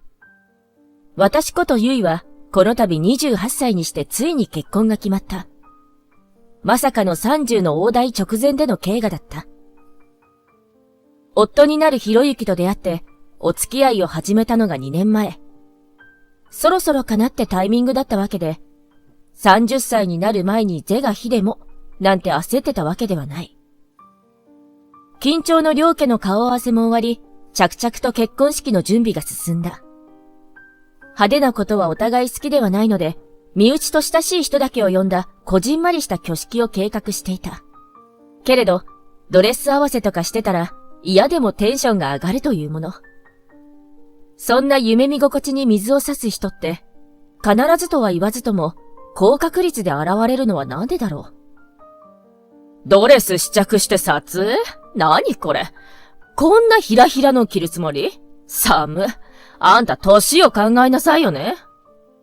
いえお姉さん、それは試着しただけでやめました。もう二度とこんなの着ないだろうと思って記念に撮影しただけで。あんたね、浮かれるのも大概にしなさいよ。あんたみたいな平凡な女はどんなの着たってドレス巻きするに決まってんでしょうが。姉さん、いい加減にしてよ。こいつはどれも似合ってて綺麗だったよ。水を差す人。私の場合、それは義兄の奥さん。義理の兄嫁である。夫になるひろゆきは真剣にかばってくれるが、義兄の嫁は鼻で笑う。かわいそうにね。旦那のあんたが認めたくないのはわかるけど、この女はマジで地味顔だから。私のような美人を奥さんにもらえたあんたのお兄さんは、ほんと幸せ者よ。ひろゆきのことまで見下して、義兄嫁は義兄の方を見た。それにうなずく義兄。まったくだ。一流商社マンの俺は美人で頭もいい自慢の嫁をもらった。お前さ、顔はさておき、嫁の学歴ぐらい選べなかったのか？二人揃って本当に似た者夫婦である。兄貴までそんなこと言うのか？もういい！帰る！実の兄にまでひどいことを言われ、ひろゆきは真っ赤な顔で怒った。私たちは挙式のことを報告するため、外出中の義両親を待っていたのだが、義兄夫婦の嫌味に耐えかね、早々に義実家を後にした。子供がいなくて身軽な義兄夫婦は、やたらと義実家に入り浸っているのだ。帰り道、私は申し訳ない思いで、ごめんね、低学歴な女で、と、ひろゆきに謝った。結婚の挨拶で義実家を初めて訪問したとき、私は高卒であることを伝えた。高卒だが、ちゃんと就職して収入はあるし、仕事に誇りを持っている私は、別に学歴を気にしたことはない。だが、小学校から私立一貫校に通い、大学も出ている義兄夫婦は、それを聞いて信じられないという顔をしたのだ。高卒とかありえない。信じられない。やだ、何この人。マジでないわ。とか、面と向かって言ってきた。義理の姉って30半ばだよね。その年齢でそんな幼稚な言い回ししかできないなんて、マジ信じらんない。偶然、私と義士が2人になったタイミングのことだった。もしこの場に、ひろゆきかご両親がいたら怒ってくれたかもしれない。まあ、家族の前では猫を被るだろうなんて思ってたけれど、今日はひろゆきの前で堂々と私の学歴を馬鹿にした。猫を被るなんて発想は、彼女の頭の中には何もないようなのだ。いずれにしろ、イラッときたのは確か。それからというもの、義士にやたらマウントを取られるようになった。時計もバッグもノーブランド？やっぱ低学歴の収入なんてそんなもんよね。私なんかブランドを持ってないと恥ずかしくて落ち着かないのよ。ちょっと髪型おかしいよ。美容院行ってる？私なんて昨日も行ってきたんだけどさ、綺麗な髪ですねって褒められちゃったわ。月に一度は外食しないとね。当然高級レストラン。あんたたちは無理でしょうけどね。何せ、あんたの収入が絶望的だもの。などなど、あげたらキリがない。その都度振り上げる拳を必死で抑え込む私がいた。ダメだ。こんな人と同じ土俵に上がってはいけない。でも。あら、お顔のこれってシミじゃない？あ、ゴミだわ。まあでも本物のシミが出まくるのも時間の問題よね。私と違って高級化粧品が使えない貧乏人だろうから、お肌プリプリの私と違って。などと言ってくるプリプリ女と仲良くできる気がしない。同じ土俵に上がりたくなる。どすこい！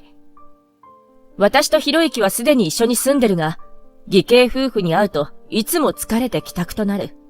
家に入るなり、互いにソファーに沈んでぐったりだ。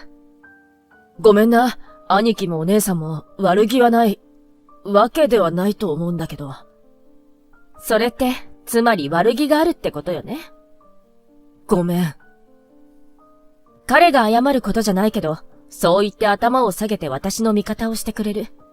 こういう人だから、私は結婚しようと決めたのだ。結婚は二人だけじゃなく、家族の問題だけど、それでもやっぱり重要なのは、伴侶となる相手のことが大切だ。彼が味方でいてくれるなら、私を愛してくれるなら、私頑張るわ。俺も頑張るぞ。どんな障壁も乗り越えられるってものよ。おお！私たちは仲良く拳を天に突き上げるのだった。そして結婚式を明日に控えたお昼時。義両親から式当日は忙しいし、式が終わってしまえば時間が取りにくいだろうからってことで、お祝いしましょうと食事会が提案された。ご家族水入らずの時間を過ごされては？と私は言ったのだけど、気にしないでと言われれば行くしかない。絶対義兄夫婦もいるよなと思っていけば、やはりいた。でも今日は義両親もいるし、滅多なことはないだろう。問題発言はないだろう。そう思って私は慣れないフォーマル服を着て、高級料亭ののれんをくぐるのであった。高級料亭。この聞き慣れない響き。私の中のイメージでは、政治家が腹黒い話をするために使われる。なんてものがあったりする。初めて入った高級料亭の個室は、なるほど確かに、機密性があるな、なんて思ったり。ここは一つ、これでお願いしますよ先生。なんて、どこぞの悪徳業者が風呂敷に包んだ現金を手渡し。ちょっと、何ポサッと突っ立ってんのよ。邪魔よ。そんな妄想に浸っていたら、義兄嫁にドンと押されてしまった。すみません。これだから低学歴は。突っ立ってることと低学歴がどう関係してくるんですかね。なんて言いたかったけど、ぐっと言葉を飲み込んで私は席に着いた。最初は緊張したが、もうすっかり打ち解けて仲良くなった義両親。だが慣れない高級料亭という場に緊張しすぎて、味がよくわからない。これは一体何の料理だ？ハンバーガー食べたいな。なんて思ってたら、義父が話しかけてきた。ご両親はお変わりないかね。明日会えるのが楽しみだよ。はい、元気にしてます。父もお父さんに会えるのが楽しみだと言ってました。実は、私の父と義父は知り合いらしいのだ。偶然ってあるものなのね。と、初めて知った時は驚いた。そうか、それはよかった。今日は無理を言って悪かったね。明日も仕事で疲れているだろうに。いえいえ、全然大丈夫です。ハンバーガー食べたいと思っている時の顔が疲れているように見えたのかもしれない。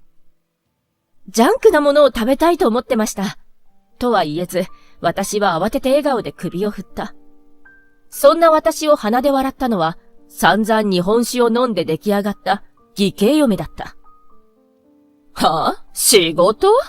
低学歴の女の仕事なんて大したもんじゃないでしょうね。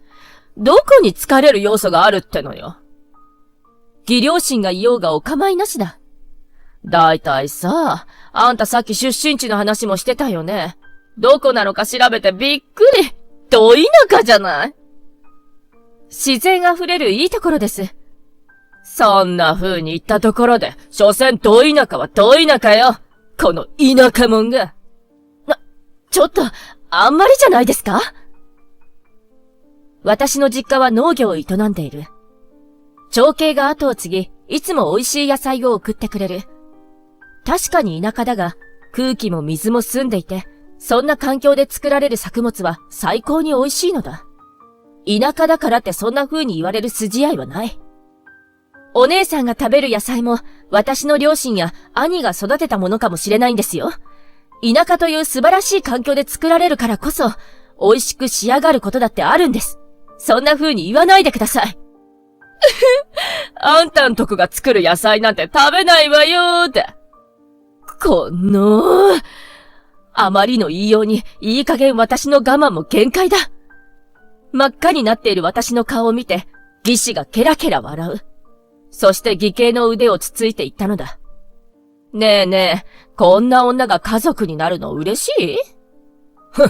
嬉しいわけないだろう。でしょ？だったら結婚のお祝儀渡すのやめない？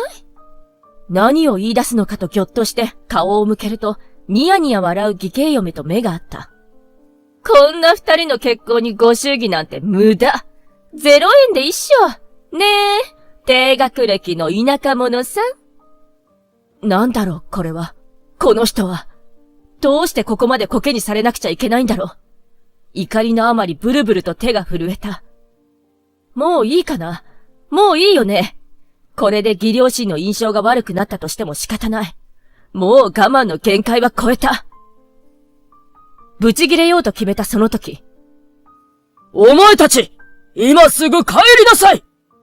義父がそう叫んだ。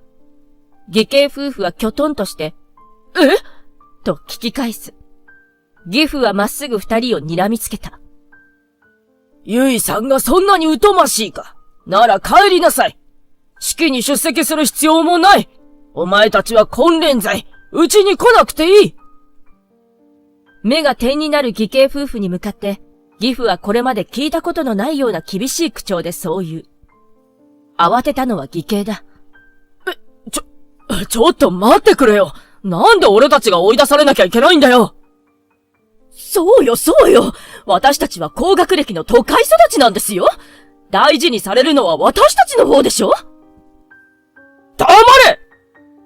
義父の激しい一喝に、二人は黙り込んだ。お前たち、何も分かってないんだな。何がだよ。お前、俺の親父とじいさんのこと知ってるか？親父の？つまり、俺のおじいちゃんとひいおじいちゃんのことか？そうだ。おじいちゃんのことは覚えてるけど、ひいじいちゃんのことなんてわかんねえよ。昔少し話しただろう。ひいじいさんが戦争に行った時、危ないところを助けてくれた戦友がいるって。唐突な話の振りに、何それ？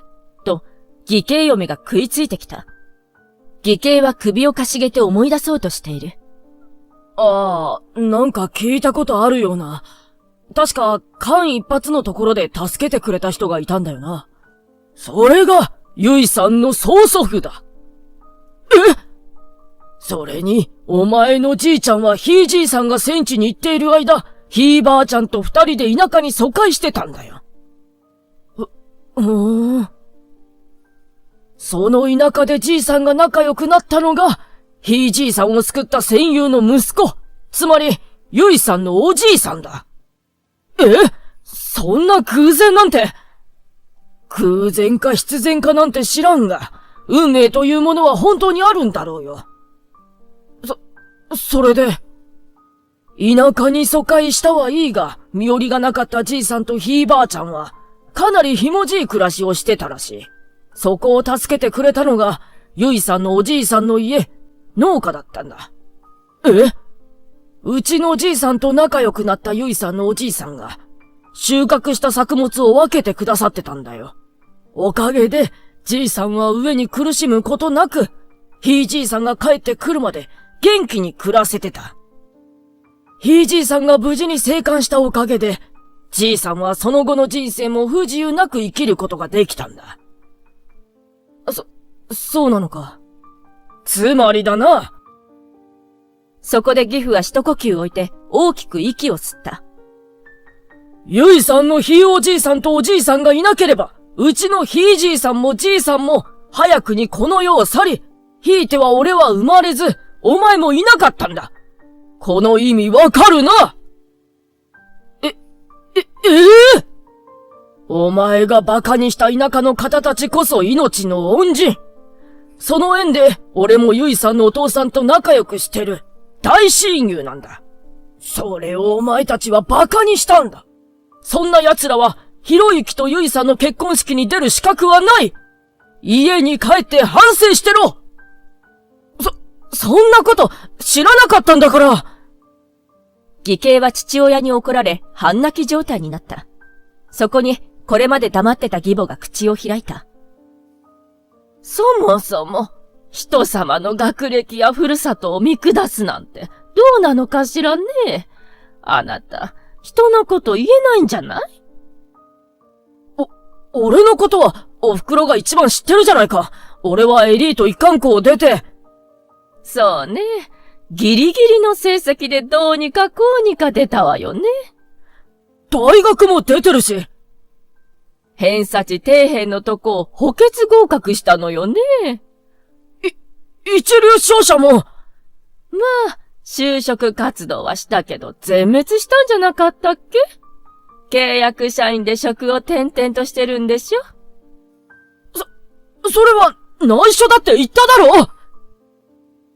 なんかすごいことを聞いてしまった気がするのだが、どういうこと？ひろゆきも知らなかったようで戸惑った顔をしている。義母は続けた。頼まれたから黙ってたけど、こんなひどいことを言うんじゃ黙ってられないわよね。そう言ってカラカラ笑う。なんと義兄はずっと一流商社マンとか言ってたけど、実際は一年更新の契約社員で、なかなか継続雇用をしてもらえないというのだ。それを義兄嫁も知ってて、あんな態度をとってたっていうの？と、義兄嫁を見たら鬼の形相だ。あ、義兄の仕事のこと知らなかったんだ、きっと。なんですって？あんた、どういうことよ？違うこれは何かの間違いで。いや、間違いじゃないんだけど、怪しいと思ってたのよ。一流商社に勤めてる割には渡される生活費が少ないし、いっつも閉店間際のスーパーで割り引かれた食材買ってこいとか言うし、金持ちはケチなんだぞって言ってたけど、単に貧乏だってこと？そんなこと言ったっけ？義兄はとぼけまくっている。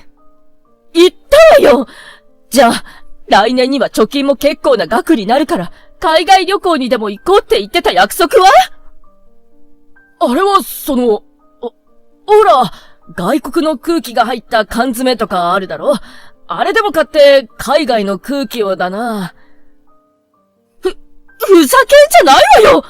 こっそり通った美容院にエステに外食費、どうやって支払うつもりなのよ。お前また散財したのか。お前こそふざけんな。俺は一応稼いでるんだぞ。お前も仕事くらいしろよ。なんで私が仕事しなきゃいけないのよ。一流校出てんだろうが、仕事に就かなきゃそんなもん意味あるか。なんですって？はい、夫婦喧嘩。はい、収集つかない。この場を収めるにはどうしたらいいかな。私はバッグからあるものを出すことにした。私の仕事の名刺である。まあまあ、お兄さんにお姉さん、そんな喧嘩ばかりしてないで、家具の一つでも買い替えて気分転換してくださいな。はぁ？低学歴は黙ってなさい。まだ私にそういうこと言うのね。呆れながら無理やり名刺を押し付ける。何よこれ、ふざけ、苛立たしげに名刺を破ろうとした義兄嫁の手が、名刺を見た瞬間、はたと止まった。そして名刺をまじまじと見つめ、目を大きく見開いた。嘘、何これ、有名ブランドの家具会社じゃない。そうですね。斬新なデザインの家具を取り扱う会社で、その独特性がオリジナリティを求める今の時代に合うって大人気の新興企業よね。義士が名刺を食い入るように見ている。よくご存知で、説明ありがとうございます。どうしてあんたがこんなとこに勤めてんのよ。経営者が私の実の兄なんですよ。そう。実家の農家を長兄が継ぎ、次兄は海外留学で得た知識で会社を立ち上げた。末っ子長女の私は、そんな次兄の会社が人を雇う余裕もない頃、大変そうなのを見かねて手伝うことにしたのだ。大学進学する友人がほとんどでしたが、私は後悔してません。だって、とても面白い仕事でしたから。いい会社に就職するための大学進学なら、すでにいい会社のバイトしてた私にとって、大学は不要だったんです。高校卒業と同時に、バイトから正社員に昇格して、今はすっかり大きくなった兄の会社で、それなりの地位につけさせてもらっているんです。低学歴だから？田舎出身だから？だからなんだって言うんです？ねえ、お姉さん。にっこり微笑んでとどめを刺す。義兄夫婦はすっかりおとなしくなって、放心状態のまま、すごすごと帰っていった。すみませんでした。場の空気を悪くしてしまって。義両親に頭を下げると、二人は慌てたように頭を上げてくれと言ってくれた。うちのアホな息子夫婦が申し訳ない。あんな風に人を見下す人間に育ててしまった私らの落ち度だ。そう言って、今度は義両親が深々と頭を下げてくれた。いえいえ、そんな、黙ってた私も悪くて。それを言うなら私も。いや、俺も。なんて、みんなでひたすら頭を下げまくってて、最後にはみんなで大笑いしたのだった。その後、結婚式に義兄夫婦は出席しなかった。それもそのはず、義兄嫁は義兄の嘘に腹を立てて家を出たのだ。が、実家は弟一家が同居してるとかで、肩身が狭く、居座ることができなくて、結局義兄の元に戻ったとか。義兄はまたもや雇用継続解除の連絡があり、蒼白になりながら、職探しに奔走することになったらしい。だがそこに、今度は義兄嫁の散財による借金問題が発覚した。それに輪をかけ、義兄も自分が契約社員であることを嫁に隠すために作った、これまた借金問題が明らかになった。二人は今、離婚だ慰謝料だと揉めに揉めているらしい。先日、義兄の嫁から、食事するお金がないの。実家から送られてくる野菜を分けてくれない？なんてメッセージが来たけれど、華麗にスルーさせていただいた。義兄からも、なあ、雑用でも構わないから、君の会社で雇ってもらえないかな。末端でいいから、末端で。というのが来たが、こちらもスルーだ。嘘をついた義兄はともかく、本当に高学歴な義兄嫁は就職すればいいのにね。結局働きたくないだけじゃないかと、呆れて笑ってしまった。私はといえば、嫌な義兄夫婦が出席しない結婚式で幸せな時間を過ごした。久々に会った両親は泣いて喜んでくれたし、兄たちも祝福してくれた。そして再会を果たした父と義父は式が終わってからずっと飲み語らっていたらしい。人生とは不思議なもので、どこに縁が転がっているかなんてわからない。曽祖父も祖父も、そして父に私とひろゆき。これらの縁は奇跡のような偶然だったのかもしれないし、もしかしたら必然だったのかもしれない。でも私はそんな言葉で片付けたくないかな。ねえあなた、私たちの出会いって偶然とかじゃなく、やっぱあれよね。運命よね。そう言うと満面の笑みを浮かべた旦那様。私もとびっきりの笑顔をお返しした。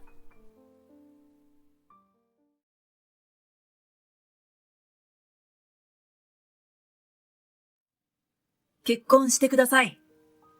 ダイヤの指輪を差し出され、思わず口元を手で押さえた。テレビで見るような、こんなリアクションを本当にするなんて思いもしなかった。嬉しくて思わず涙がこぼれそうだ。私でよかったら、喜んで。声が震えていることに気づいてほしくないな。頭の隅でそんな風に思いながら、指輪を差し出す彼の手を取る。よかった。感極まったように声を上げる彼がとても可愛い。私は間違いなく人生で一番幸せだと感じていた。私の名前は桃香。小さい頃からの目標だった看護師の仕事に就くことができ、ずっと努力してきたことが報われた気がした。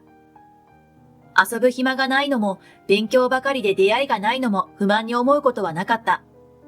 でも、周りはいつの間にか結婚していて、子供がいる友人も増えてきていた。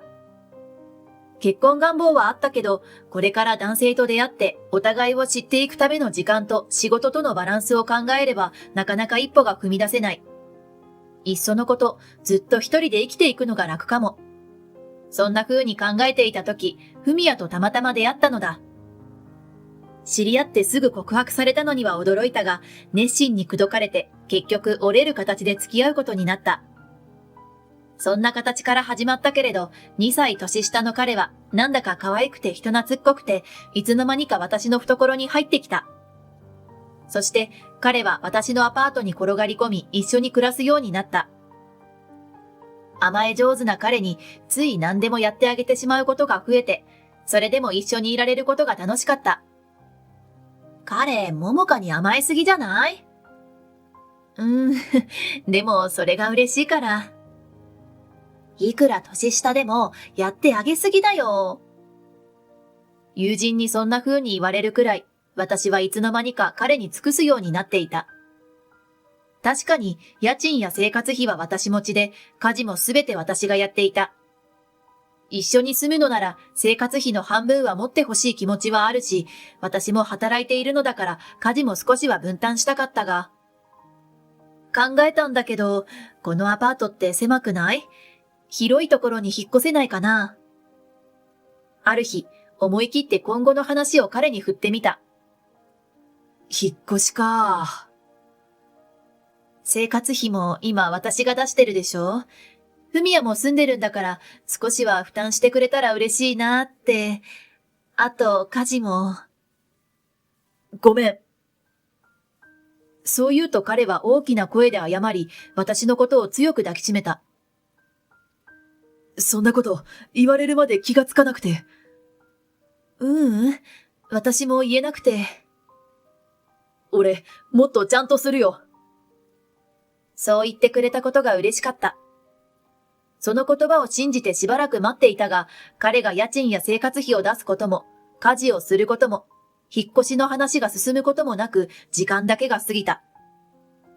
彼と付き合った1年ほどの間で、私は彼のことがどんどん好きになり、何も言えなくなっていたのだ。もう一度同じことを言えば嫌われるかも。彼が離れていったら？そう思うと、そのままの生活を続ける以外になかった。看護師の給料はそれなりに多く、町の小さな工務店で大工見習いをしている彼は収入が少なかったから、経済的な分担を私が言い出しにくかったこともある。もう32歳になるんだよ。このまま彼といて将来が考えられるの？友人のそんな指摘が耳に痛かった。ぬるま湯のような生活は心地よかったが、いつも不安がつきまとった。そんな時のプロポーズだった。私の両親は彼の経済力に困惑していたが、私は資格を持って働いているし、安定しているから大丈夫と説明すると、私が決めたことならと理解してくれた。彼の両親は真逆で、私のことをすごく歓迎してくれた。まあ、いらっしゃい。突然の挨拶になってしまってすみません。いいのよ。会いたかったわ。結婚の挨拶に伺ったとき、彼の母は私のことを喜んで迎え入れてくれた。彼の父もすごく祝福してくれて、それがすごく嬉しかった。それで、入籍はいつ？結婚式が半年後なので、その時にしようかなって思ってて。あら、早い方がいいんじゃない？俺もそう思ってんだけどさ。姑になる彼女は残念そうに言い、彼もそれに同意した。でも、結婚式の日に入籍するのが小さい頃の夢だったんです。そう、じゃあ仕方ないわね。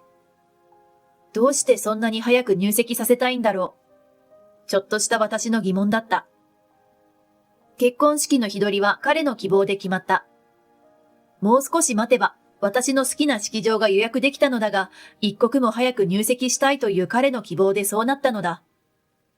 確かに、彼は入籍さえすればいいとの考えが強く、式をやりたいのは私のわがままかもしれない。そう思ったから、式の日取りは彼の要望に沿ったのだ。どうしてそんなに急ぐの？早く桃香と家族になりたいんだ。彼の言葉は嬉しかったが、流行る気持ちが今一つ理解できなかった。桃香ちゃんは看護師なんだって？彼の母が突然切り出した。はい。心強いわ。え？介護もできるのよね？仕事でお年寄りの介助をすることはありますけど、まあ、よかった。彼女は心から嬉しそうに話した。なんだか変な違和感を覚える。看護師の仕事を好意的に受け止めてもらえるのは嬉しい。でも、お年寄りの介助、よかったって何？いつまで仕事を続けるの？こっちに引っ越してくるんでしょ？さも当然のように言われ、私は驚いた。彼は平然とした顔で笑っていた。仕事を辞めるにしても時間がかかるでしょ？職場には早く言わなきゃね。でも、こっちは田舎だけど、看護師ならすぐ仕事も見つかるだろうし。そうね、看護師でよかったわ。彼と両親が楽しそうにそんな話をしているのを私はただ聞いているだけだった。彼の実家は都心部から電車で2時間ほどの田舎だ。今の今までこっちに引っ越してくるなんて彼から何も聞いていない。しかも彼の両親とは今日が初対面なのに。不安な気持ちが大きくなってくる。でも結婚の挨拶に来たばかりなのに詳しく事情を聞く前から同居を嫌がると印象を悪くしないだろうか。そう思うと何も言うことができなかった。ごめん、地元の友達が集まろうって言っててさ。でも、今日は私との約束があるじゃない。お前とはいつでも行けるだろ？彼は結婚が決まってから地元の友達が増えたように思う。結婚するからお祝いしたい。それを口実に集まっているらしく、心よく送り出していたが、それが毎週のようになるとちょっと違う。私はただでさえシフト制で彼と休みが合わないことが多い。彼と過ごすことのできる貴重な休みにも友達に呼び出され、私の不満は募っていった。彼は地元に帰りたいんだろうな。帰るつもりはないって親御さんに言ってくれたんでしょ？そうは言ってたけど、彼に置いていかれた休みに一人でいるのも寂しいと思い、その日は近くの実家に帰っていた。思わず漏らした私の言葉に母は困ったような顔をする。親御さんも分かってくれたって言ってたじゃない。なーに？マリッジブルーなの？結婚式を来週に控え、もう婚姻届も記入済みだ。彼と結婚するんだという実感が湧いてきて不安になる気持ちがあるのかもしれない。そうかも。そんな自分を無理やり納得させた。一緒に行けないの？ごめん。独身最後に集まろうって話になって、俺は式場に両親と向かうから別々に行こう。式の前に一緒に婚姻届を出しに行こうって言ってたじゃない。悪いんだけど、一人で行ってきてくれないかな。式の後は二次会とかで時間ないだろうし。桃香も最後に両親と過ごしたら？彼から諭すように言われた。結婚式場に一緒に行けないことも、婚姻届を一人で出しに行くよう言われたことも、怒っている私がおかしいのだろうか。彼と彼の両親は一日も早く入籍してほしいと言っていたのに、結婚式当日まで待ってもらったのは私のわがままだ。わかったわ。私は仕方なく受け入れることにした。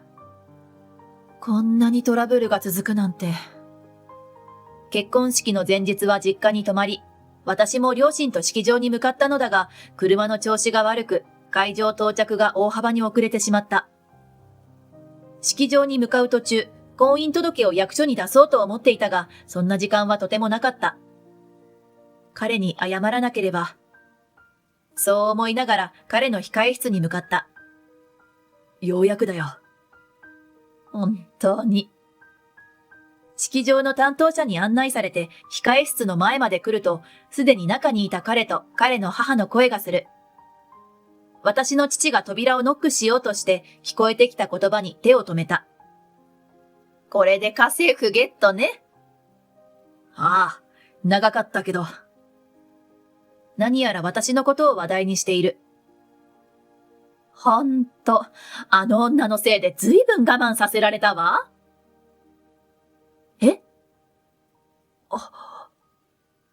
両親と私は思わず顔を見合わせている。式場の担当者は戸惑った顔をしていた。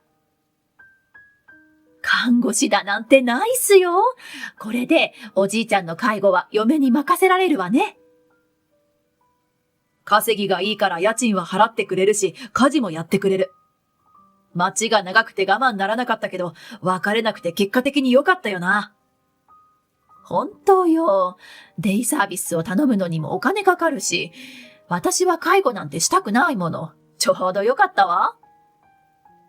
でも、あいつは引っ越すのは嫌だし、仕事も辞めないって言ってるけど。ま、嫁に来るのになんて生意気なの？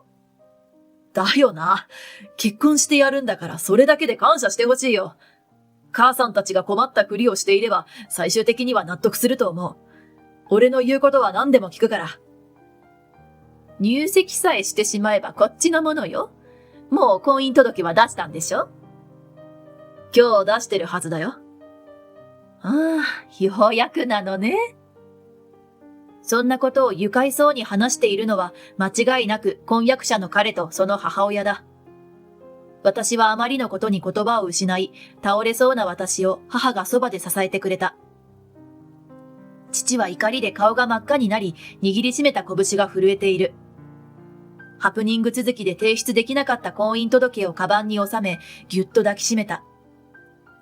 式場の担当者は真っ青な顔で私たちを申し訳なさそうに見ていた。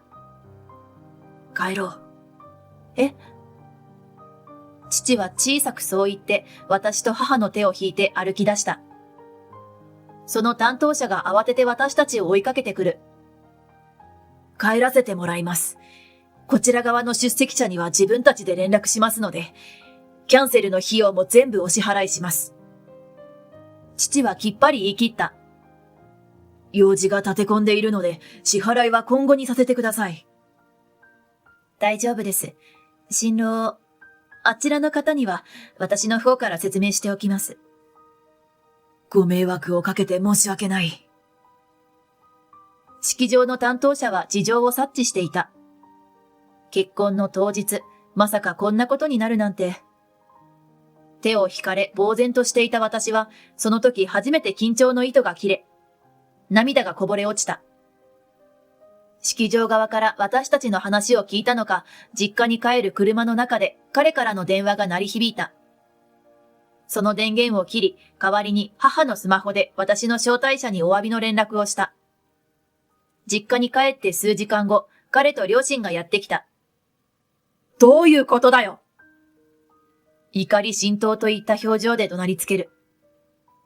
招待客へのお詫びが大変だったんですよ。私たちに恥をかかせたいの？勝手にキャンセルするって伝えたそうですね。なんて勝手なんだ。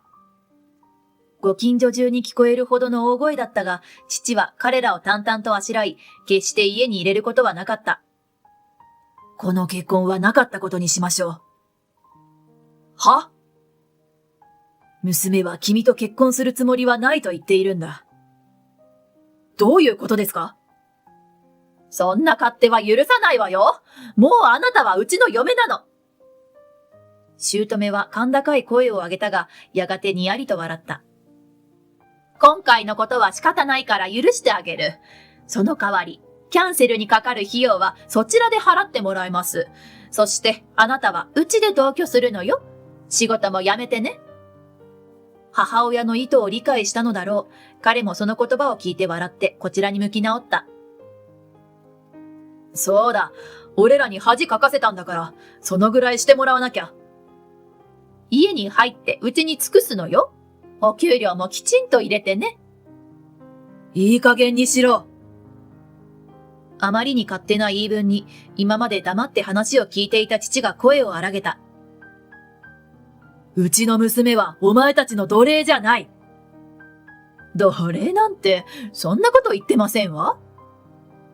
いや、聞いたぞ。式場で家政婦をゲットしたってな。え？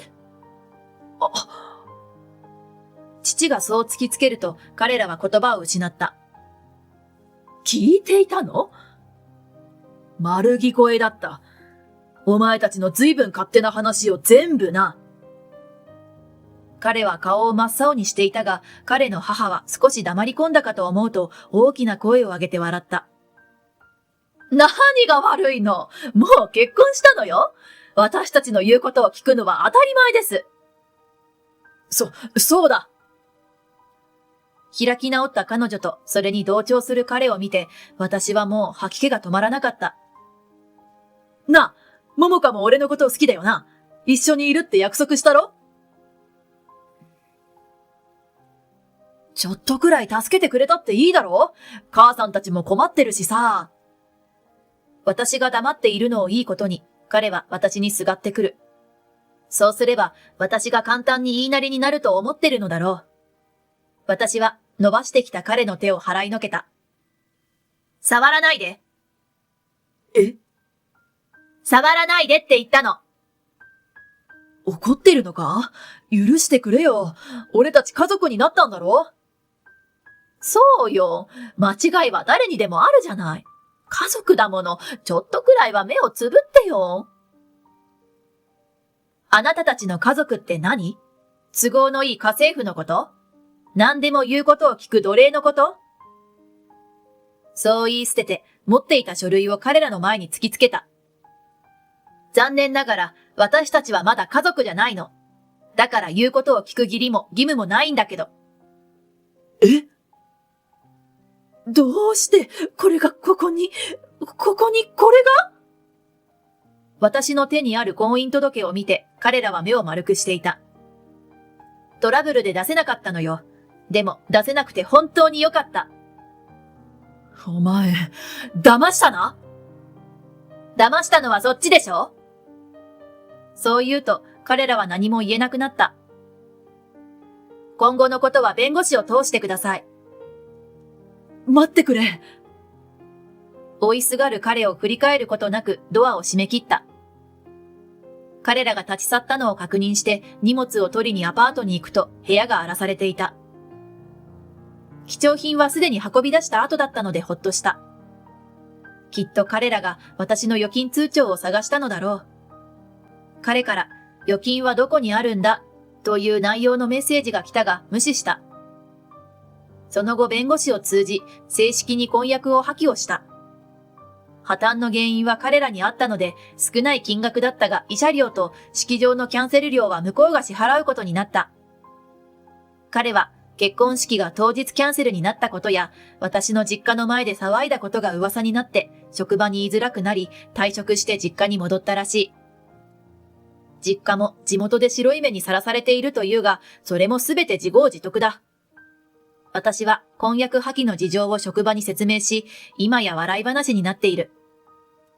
それをネタにからかわれることもあるが、逆にありがたかった。あれ以来、男性に誘われることが怖くなっていたが、屈託ない笑顔で何度も誘ってくれる同僚と食事くらいは行ってみようかと思えるようになった。今はまだ結婚は考えられないが、前を向いて少しずつ歩いていこうと思う。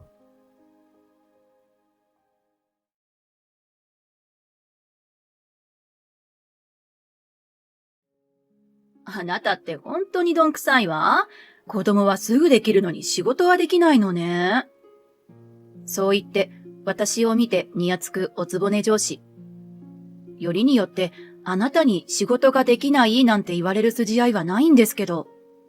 と、正直に反論しただけのつもりが、まさかあんな大事件に発展するなんて、あの時の私は想像もしていなかった。そう、まさかうちの夫が、あんなにも怒るだなんて。私の名前は、秋吉早苗、43歳。ようやく少しだけ外が涼しくなってきて、秋らしい空気を感じられるようになったので、先日夫婦で栗拾いに行った。たくさん取れて大喜びしていたんだけど、今年の栗はなんだか皮が硬くて剥くのに一苦労。娘夫婦まで呼んで家族総出で剥くことになってしまった。とほほ。まあ、美味しかったからいいんだけどさ。家族で共有する思い出や経験がまた一つ増えて、大変なことでも喜ばしく思えるのは幸せなことだよね。だけど、私には他にも厄介な経験というものがある。それは私がまだ20代の頃の話だ。本当は東大を受けたかったんだけどね。私の時は受験者があまりにも多かったから落ちちゃったのよ。こんなに優秀なのに入学させないなんて、学校もおバカよね。そう言って高笑いをするのは三輪元子。みんなから三輪さんと呼ばれるこの人は、いわゆるおつぼね様というやつである。当時の私は、とある中小企業のパート事務員として働いていた。仕事が難しいわけではないし、給与もパートの賃金にしては高い方だ。業務量は多いけど、この仕事を頑張りたい、と思っていたのだが、唯一、この三輪さんの存在だけが私の頭を悩ませていた。私は中卒だ。高校は、通っていたけど、18歳の時に妊娠したため、周囲の理解を得た上で退学し、出産と子育てに専念することになった。夫は大学に行くはずだったが、それをやめて、高卒で働くようになり、誰に何を言われようと、夫婦で頑張ってきたつもりだ。後悔は一つもない。だけど、私の家の事情を知った時に、三輪さんからはこんなことを言われた。妻を専業主婦にさせてくれないような解消なしの学歴もない高卒夫なんて何がいいの？あ、子供作っちゃったからその人しか選べなかったのか。納得だわ。かわいそうにね。その瞬間、周囲の空気が凍った。私の顔も当然引きつっていた。はっきり言うと、三輪さんはちょっと、いや、かなり変な人だ。自分は東大に落ちたけど、受験ができたんだから、頭の良さは合格者と同じ、というようなことを常日頃から口癖のように言っている。挙句、まるで東大卒のように振る舞い、私みたいな高卒や無名大学卒の人などを見下すという厄介なところを持っていた。周りから勘違い女や困ったさんのレッテルを貼られていることにも気づかないようで、上司には猫なで声で応対し、自分より立場が下の人相手になら、やりたい放題である。そんな人放っておけばいいじゃん。なんて、学生時代なら思っていたけれど、仕事となるとそうもいかない。私ってさ、サバサバしてるじゃない？だからいつも男性に一緒にいると居心地がいいって言われるのよ。この間部長にも言われちゃった。どう思う？美和さんは、みんながどんなに忙しい時でも仕事を一切手伝わずに仕事に全く関係ない話をしに来る。本人曰く、私は仕事がはけているから雑談する余裕があるの、とのこと。しかし、実のところ、美和さんはほとんどの仕事を部下である私たちに丸投げし、本人は何もやっていないのだ。そりゃ余裕があるだろう。おかげで部下は常に仕事に追われている。みんなも当然そのことを理解しているため、美和さんが雑談に来るたびイライラしていた。話の中身だってほとんどいつも同じだ。男勝りに仕事ができて男性っぽい態度だから異性に好かれやすいという自己アピールばかり。ちなみにそんな美和さんは前述した通り仕事は我々に丸投げだし、40代後半になるが独身のままだった。その年齢で独身の方なんてうじゃうじゃいるだろうが、美和さんの言うような今もモテモテな見た目には全く見えない。つまり美和さんの話が実際にあったことの自慢話ではなく、勘違い話か大ホラであることは誰もが気づいている。たまには仕事順調くらい聞くそぶりでもあれば、まだ上司らしさもあると言えるのだが、そんなことは聞かれたことすらない。つまり美和さんにとって仕事の進捗さえもどうだっていいのだ。それよりも自分の自慢話を聞いてほしいのである。何をしに職場に来ているやら。面倒なことこの上ないが、上司なので致し方ないと、私を含めてほぼ全員が彼女に愛想笑いと相槌を繰り返していた。職場なんていろんな人がいるもんだし、ある程度は仕方ない。上司の面倒を見るのも仕事のうち。そんな風に思いながらうまいことやっていたつもりだった。ある日、美和さんからこんなことを言われた。ねえ、あなたの子供って本当に旦那さんの子供なの？本当は違うんでしょ。実は誰の子供かわからないとか？は？突拍子もない美和さんからの質問に思わず私は目が点になった。夫の子供に決まってるじゃないですか。何ですかその失礼な質問。苛立ちを隠しきれない私の語気の荒さに気づいたのだろう。美和さんも、ごめん、悪気はないのよ。と笑った。悪気がなくてそんな質問をするなら、なおのことたちが悪いと思うのだが。だって、私みたいに学のある女なら、社会に出ることが当然じゃない？社会にとって必要な戦力だし。だけど、あなたみたいに学のない女性が、専業主婦もできずに子供を産んでからも働いている姿を見るとね。前もそういうことを言われた覚えがありますが、私は今の生活に満足してます。働くことだって別に苦じゃありません。強がらなくていいわよ。正直に言いなさい。子供ができたのは失敗だったと思ってるでしょ？さっきから何なんですか？私はそんなことを思ったことは一度もないですけど。でも、もっといい夫と結婚できたかも、とか思わない？思いません。夫のことを大事に思ってますし、そんなことは考えたこともないです。そうなの？やっぱり勉強してこなかったから、目先のことしか見えないのね。そのうちわかるようになるわ。私はあなたのためを思って言ってるんだからね。社会に出てこういう上司に出会えたのはあなたの人生にとって宝よ。そう言って、じゃあ仕事があるから、と給湯室へ去っていく美和さん。一体、給湯室に何の仕事があるんだよ。いつもみたいにお茶飲んでサボってるだけでしょうが。と、ぶち切れたい気持ちをぐっとこらえた。周りからも、お疲れ、と、私の心中をおもんぱかってか、お菓子やコーヒーを差し出されるほどだ。誰が見ても、美和さんの態度は失礼千万だったということだろう。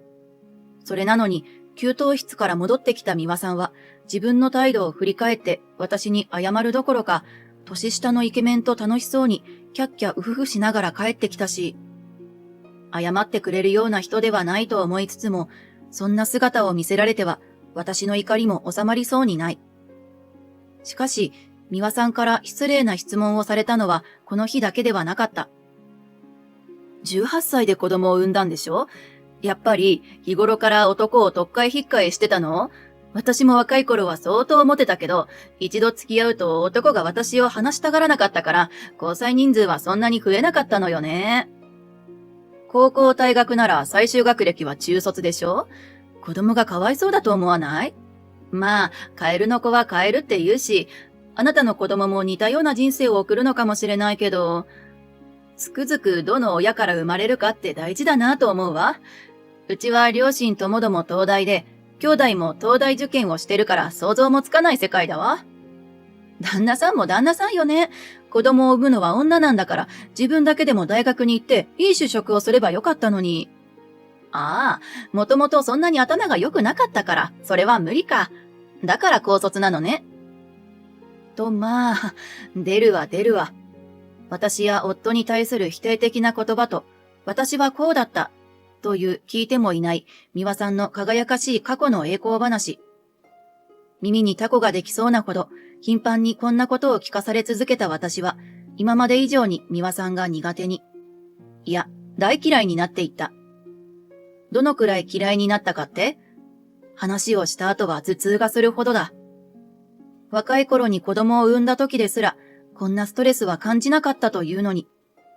周りからも、美輪さんって、明らかに秋吉さんを、こんな言い方失礼かもしれないけど、絶対に見下してるよね。大丈夫？困ったことがあったら言ってね。なんて心配されるようになった。みんなの言う通り、明らかに私だけやたらと絡まれている。暴言で責められたり、泣かされたりしているわけではないので、意地悪をされているわけではないが、それでも苦痛だ。美輪さんのことをよーく見ていると、特に機嫌の悪い時に私に絡んできているようである。さしずめ私は美輪さんのストレス解消のためのサンドバッグというところだろう。発言だけを聞いていると無神経なだけかも、と思うこともあったが、ばっちり悪意があることがよーくわかった。できるだけ関わりたくないのが本音だが、非常に面倒なことに、私がいくらあちらを避けても、あちらが私に関わってくるしな。どうしたものかと悩んでいたある日、自分が妊娠していることが分かった。会社や周囲にも妊娠を理由に数ヶ月後には退職させてほしいとの意向を伝え、体をいたわりながら勤務を続けていたのだが、ちょっと、秋吉さん？何よこれ？え？突然、いきり立った様子でピンヒールをカツカツ言わせながら私に声をかけてきた美輪さん。ちなみにこのピンヒールもかかとが傷だらけ。つま先は灰色の汚れまみれでちっとも手入れがされていない。サバサバしているというよりも、ただただガサツな美輪さんの性格を表しているようだ。急にどうしたんですか？と尋ねてみると、どうしたもこうしたもないわよ。この書類は何？私は今月必要な請求書のデータをまとめてって言ったわよね。そう言って、私が作成した書類に人差し指を突きつけ、これよこれと言わんばかりに私へ見せつける美輪さん。いや、私は美輪さんから8月の請求書を作れって言われましたけど。そんなこと言ってないわよ。ちゃんと今月って言ったわ。いえ、美輪さんからは8月としか言われてませんよ。だから私、9月じゃなくていいんですかって確認したじゃないですか。この日は9月1日。本当ならこの日に9月に請求する予定の会社や金額などをピックアップした書類を作ることになっている。しかし、美輪さんからは8月のデータをまとめろと指示を受けた。変な指示だと思ったので、9月分じゃなくてですかと確認を取っても、8月と答えたのは美輪さん本人だ。しかし美輪さんはそのことをさっぱり覚えていないらしい。というか、多分、美輪さんの中に月が変わった認識がなかったのだろう。今もまだ8月が続いていると思っていたに違いない。自分のミスに気づいていない上に、私に何と答えたかも覚えていない美輪さんは、自分のことを棚上げにして私を責めた。だから高校も出てないような女は嫌だったのよ。あなたを採用した面接官にもそういう意見をもっと言っておくべきだったわ。全然仕事ができやしない。私がこんなに丁寧に教えてるっていうのに。美輪さんは自分で仕事なんてほとんどされてないじゃないですか。私が仕事を習ったのは他の先輩方ですよ。その子たちは私から仕事を習ったのよ。元は何もできなかったの。美輪さんの反論に一瞬周囲の空気が変わるのを感じた。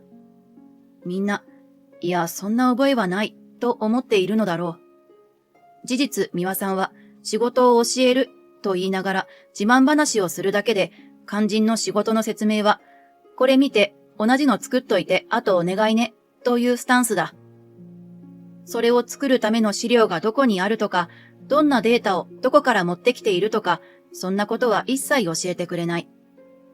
完成データを見たところで何も知らない人が真似できるものではないのに、そのあたりの説明はまるでないのだ。そのくせ本人は、今度の新人は物覚えが悪くて、まあ私がちゃんと育ててあげますけどね。などと先輩風を吹かせている。美輪さんがやっていることは部下の育成ではなく、文字通り仕事の丸投げだった。みんなの不服の空気を全身で感じながら、私は、言われた通りにやっただけです。と再度反論した。すると、まったく、ミスを認められないなんて大人のすることじゃないわよ。学校もろくに出てないあなたにはまだ難しいかもしれないけど、私の部下であるうちはきちんとそういうことも教えてあげるから。私くらいよ。こんなに優しくて物事を引きずらないいい上司は。そう言って、いかにもいい女風の態度で、少し白髪混じりの長い髪の毛を手でバサッと背中の方にやる美輪さん。トリートメントの CM みたいなツヤツヤ感なんてまるでない。パサパサの毛がスーツと擦れてガサッと重たい音を立てた。あなたったら、子供はすぐできるのに仕事はできないのね。ふんと鼻を鳴らして半笑い気味に私と私のお腹を見る美輪さん。本人は勝ち誇った顔をしているが、周囲は今の発言はアウトだろう。とでも言いたげに青い顔で私たちを見つめていた。当時はコンプライアンス。要するに職場で言っていいことと悪いことの線引きがまだ今より少しだけ曖昧だった。例えば、男性から女性に対する不快な発言や言動には厳しいが、女性同士や女性から男性宛てであれば、とやかく言われなかったり、今の時代であれば、美輪さんの妊婦に対するあの発言は、会社の判断次第で懲戒解雇者だろう。しかし当時は、あの人をすぐああいうこと言うからね、と泣き寝入りすることが多かった。そのため、周りも正しくないことだと分かりつつも、そのセリフに対するツッコミは入らない。誰もが、またやってる、という空気でこちらを見ているだけだ。だけど、そんな失礼なことを言われて我慢できる私ではない。何度も言うように、私は美輪さんの指示通りに仕事をしたんです。言ってみれば、このミスはあなた自身のミスですよ。ミスした自覚もない上司ってどうなんですか？それでいいと思ってます？上司に立てつけばミスがうやむやになるとでも思ってるの？事実を言ってるだけです。たく、素直さのかけらもない。部下は黙って上司の言うことを聞いてればいいの。余計な感情を持たないで。何ですかその言い草。普段は仕事も丸投げで、ほとんどの業務を自分じゃこなせないくせに、部下にもっと感謝の気持ちを持ったらどうですか？あなたたちを育ててあげるのも上司の役目なの。偉そうに部下の育成について語ってらっしゃいますけど、自分自身の育成がおろそかなのをよくそこまで棚に上げられますね。なんなのあなた。私が上司ってことを忘れてるんじゃない？人を小馬鹿にするのも大概になさい。そう言って、美輪さんは目の前に立っていた私を思いっきり突き飛ばした。そのままパンプスのバランスを崩し派手に転んだ私。周囲も大丈夫と慌てて駆け寄ってきた。大丈夫。立ち上がろうとした瞬間、ビキッと足首に痛みが走った。どうしよう。これじゃ全く立てそうにない。それでも立ち上がろうとする私に周囲が異変に気づいて、折れてるのかも、無理しない方がいいよ。救急車呼ぶ？と慌て始めた。美和さんの表情がみるみる青ざめていく。まずいことをしたと思っているのだろう。少しだけざまあ見ろ、なんて思ったりもしつつ、救急車を断って旦那に迎えに来てもらうことにしたのだが、早苗！慌てた様子で車内に入ってきた夫の真治は顔面蒼白で私に駆け寄ってきた。上司に突き飛ばされて骨折したって大丈夫なのか？どんな連絡をもらったの？転んで足をひねっただけよ。まだ折れてるかもわからないし、きっと大したことないわよ。車内は携帯の持ち込みが禁止なので、総務に頼んで夫に連絡を取ってもらったのだが、多少大げさではあるが、起きたことはありのまま伝えられたらしい。妊娠してるんだから大したことないなんて言うな。転んだことだって大事だぞ。顔を見て安心したけど、本当に肝が冷えたよ。心配かけちゃってごめんね。いや、早苗は謝る必要なんてないだろう。お前を突き飛ばした上司ってのは誰なんだ？普段は、スズメが頭に糞をしたって怒らないような温厚な夫。結婚してから今日まで怒ったところなど見たことすらなかったのだが、この時の夫は額に青筋が浮かぶほど歯を食いしばって苛立ちを押し殺しているのが一目でわかった。そこにいらっしゃる美和さん。私の言葉に美和さんがビクッと身を固まらせた。周囲も、ああ、と哀れみの目を美和さんに向ける。怯える美和さんに夫は静かに近づいてこう言った。なんで妻を突き飛ばしたんですか？指導の一環よ。別に怪我させようと思ったわけじゃ。言い訳はいりません。この会社では指導として暴力行為が行われるということでよろしいですか？暴力って、ちょっと小づいただけで大げさよ。大げさ？怪我までしたのに？足ひねっただけでしょ？大したことないって本人も言ったじゃない。本人が言うのはわかります。でも、怪我させた人が大したことないと決めるのはおかしいでしょ。だいたいあなた、妻に謝罪はしたんですか？夫の問いかけに、美和さんが黙り込む。謝ってもらったのか、早苗。ううん。私がそう答えると、夫は大きなため息をついた。あなたの行き過ぎた指導が原因で、怪我までしているのに、大げさ呼ばわりした挙句、謝罪すらしてないんですか？社会人としてその対応の仕方はどうなんですか？子供でも喧嘩したら素直に謝ることができますよ。うるさいわね。私は上司だから、時には厳しくしなきゃいけない時もあるの。開き直って反論する美和さんを、夫はギロリと睨んだ。ほう？暴力を伴うほど怒られるようなことを妻がしたと。そうよ。一体うちの妻が何をしたんです？言いつけ通りの書類を作らなかったわ。私の顔に泥を塗ったのよ。そうなのか、早苗。そう言って私の方を見る夫。一方、美和さんは、言ってやった、とでも言いたげな顔をしている。違うの、私は、と言おうとしたその時。秋吉さんは、美和さんの言いつけ通りに仕事をしただけです。と、一人の先輩が声を上げた。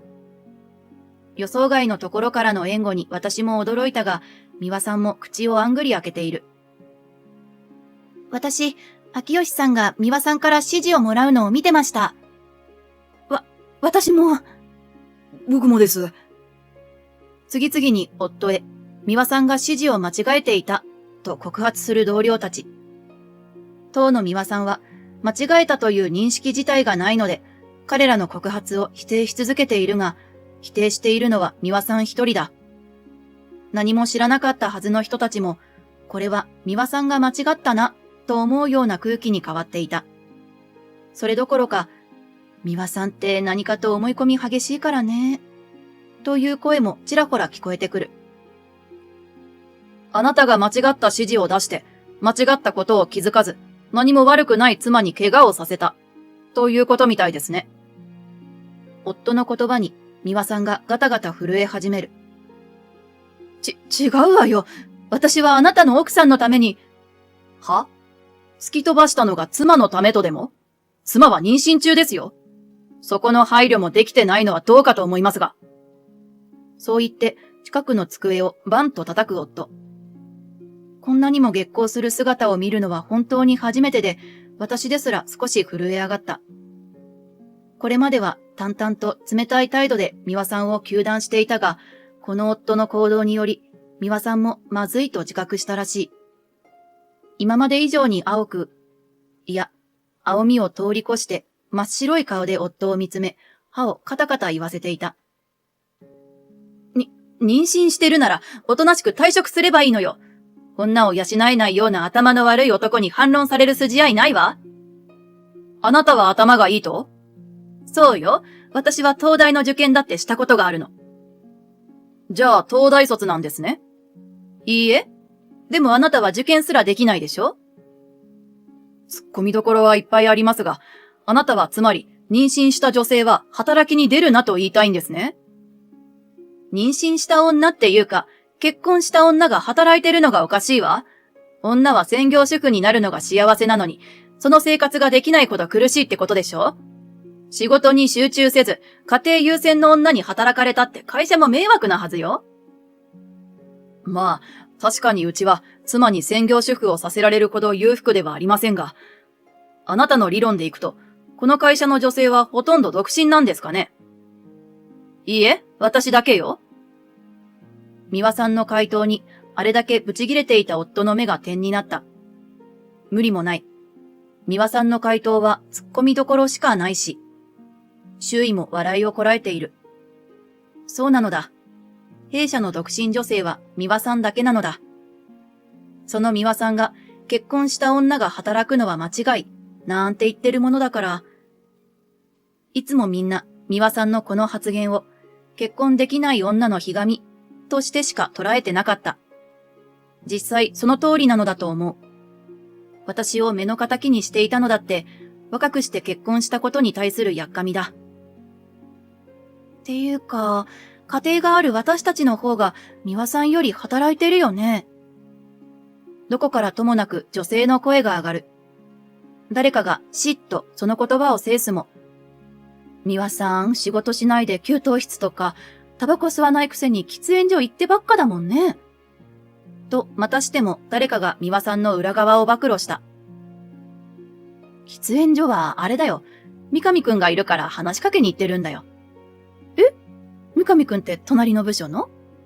知らなかったの？美輪さんあの人に惚れてんだよ。うっそ！20歳くらい年下じゃん。しかもイケメン。うまくいくわけないって。身の程知らずだよね。ちょっと、言い過ぎだよ君たち。思わず大声で盛り上がり始めた女性陣の会話に、男性上司が割って入る。でも、男とイチャイチャするために仕事を私たちに押し付けてたんですよ。ありえなくないですか？もう、美輪さん仕事できないし、クビにしません？本部から人件費削減のお達し来てたじゃないですか。気がつくと美輪さんの顔が恥ずかしさからなのか真っ赤になっていた。うるさいわよ。何なのあなたたち。人のことを好き勝手に。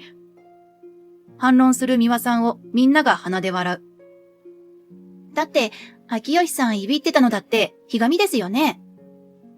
いくら秋吉さんが妊娠して幸せの絶頂だからって嫉妬するのはダメだと思いますよ。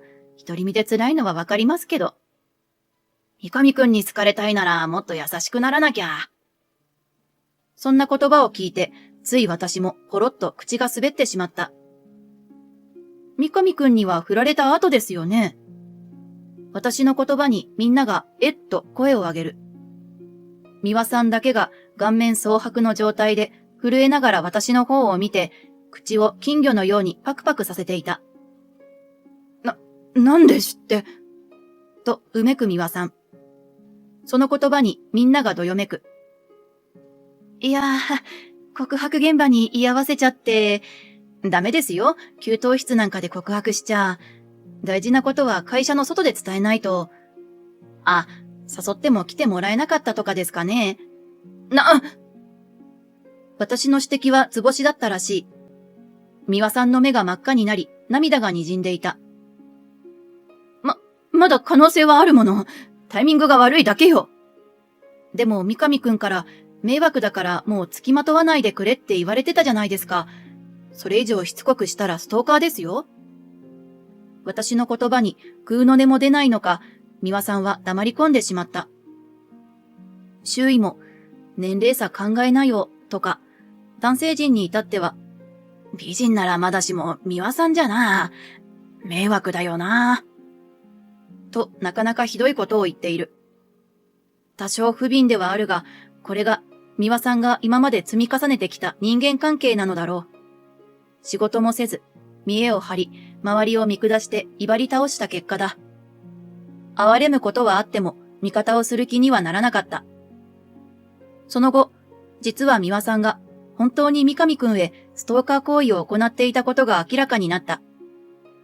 三上くん自ら、女性社員から迷惑行為を受けている。と告発したらしい。私に怪我をさせた件も重なり、美輪さんを罰そうと上層部が決め始めたあたりで、美輪さんは会社を1週間ほど無断欠勤した。本人曰く、携帯が壊れていて連絡できなかったそうだ。なんともお粗末な言い訳である。実際にはその期間、三上くんの家まで押しかけて、会社に怒られたからイメージ回復を手伝ってほしいと頼み込んでいたようだ。結局、度重なる問題行動と無断欠勤を理由に、美輪さんは懲戒解雇となった。その後は転職活動がうまくいかず、たびたび会社にもう一度雇ってくれと頼み込んでいたようで、2年後くらいに警察沙汰にまでなった。美輪さんが私を雇えと刃物を持って会社前で暴れたのだ。そこまで落ちぶれなくても、とみんなで頭を抱えたのは言うまでもない。一方、私は退職予定のパート社員だったが、仕事の実績が認められ、退職ではなく休職にして出産を終えたら復職しないか、と打診を受けた。私としても、美輪さんがいないならぜひとも働き続けたい職場だったので、二つ返事で了承。出産後、保育園探しや育児そのものに手間取って、復職までに約2年半ほど要したが、今も私はあの会社で働いている。今では昇進もして、当時の美輪さんの役職もあっという間に追い越してしまった。美輪さんの事件以降、会社が昇進制度を見直して年功序列ではなく実力を見るようになってくれたおかげだ。ある意味、美輪さんの行動は会社に一石を投じたのかもしれない。彼女の振る舞いは今も私にとっていい反面教師となっている。おかげで上司としては部下からも評判がいい。若いうちの苦労は勝手でもしておけって言うけれど、本当にその通りだなぁと今になって思う。美輪さんのことも学ぶきっかけになったことだけは感謝かな。今は夫も転職し、当時よりと稼ぎも良くなったので、私が外に働きに出る必要はないのだが、仕事が好きなので継続している状態だ。可愛い娘たちも随分大きくなり、今では43歳にして孫が3人もいる。そう、血筋なのか不思議と娘たちも結婚が早かったのだ。若くて子供を産むと、孫も若いうちに抱っこできる特権があるんだなぁ、なんて思ったり。娘たちも若くで子供を産んでてんやわんやしているので、最近は時々仕事で有給をもらい、孫の面倒を見る日々だ。もう一度育児ができるとは、なんて幸せなことだろう。娘たちの時には、うまく心の余裕が作れなかったりして、子育てに苦労したこともあった。だけど、孫の育児は自分の子供ではないからこそできることもあったりして、日々発見の連続だ。この調子なら余裕でひ孫の顔も見られそうである。でも、その頃はさすがに今みたいに孫と一緒に走り回る体力はないかもしれないな。夫も同じことを言っていたし、最近お腹も出てきているから、今から夫婦でジム通いとかしようかしら。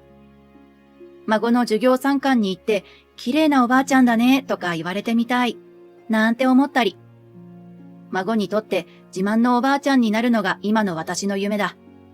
そのためには仕事も家のことも頑張らなきゃね。これからもずっと家族みんなで穏やかに暮らしていけますように。仕事も家庭もまだまだ楽しむぞ。おー